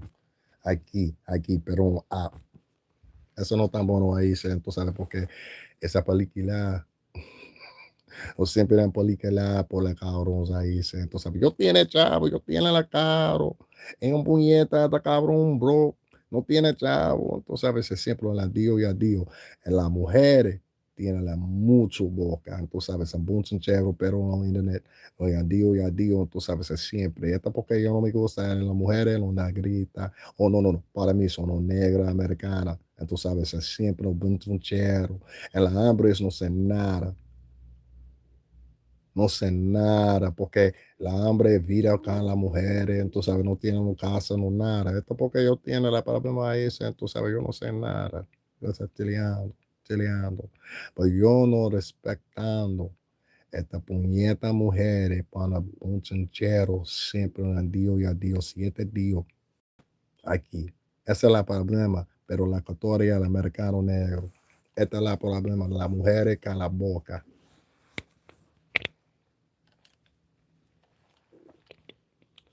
So, with that being said, I'm gonna get up on off here because I don't make no money with these people. Entonces, ¿sabes? Estos cabrones aquí son los negros, tiene chavo, pero cabrón, pero en la barrio, en la guiro.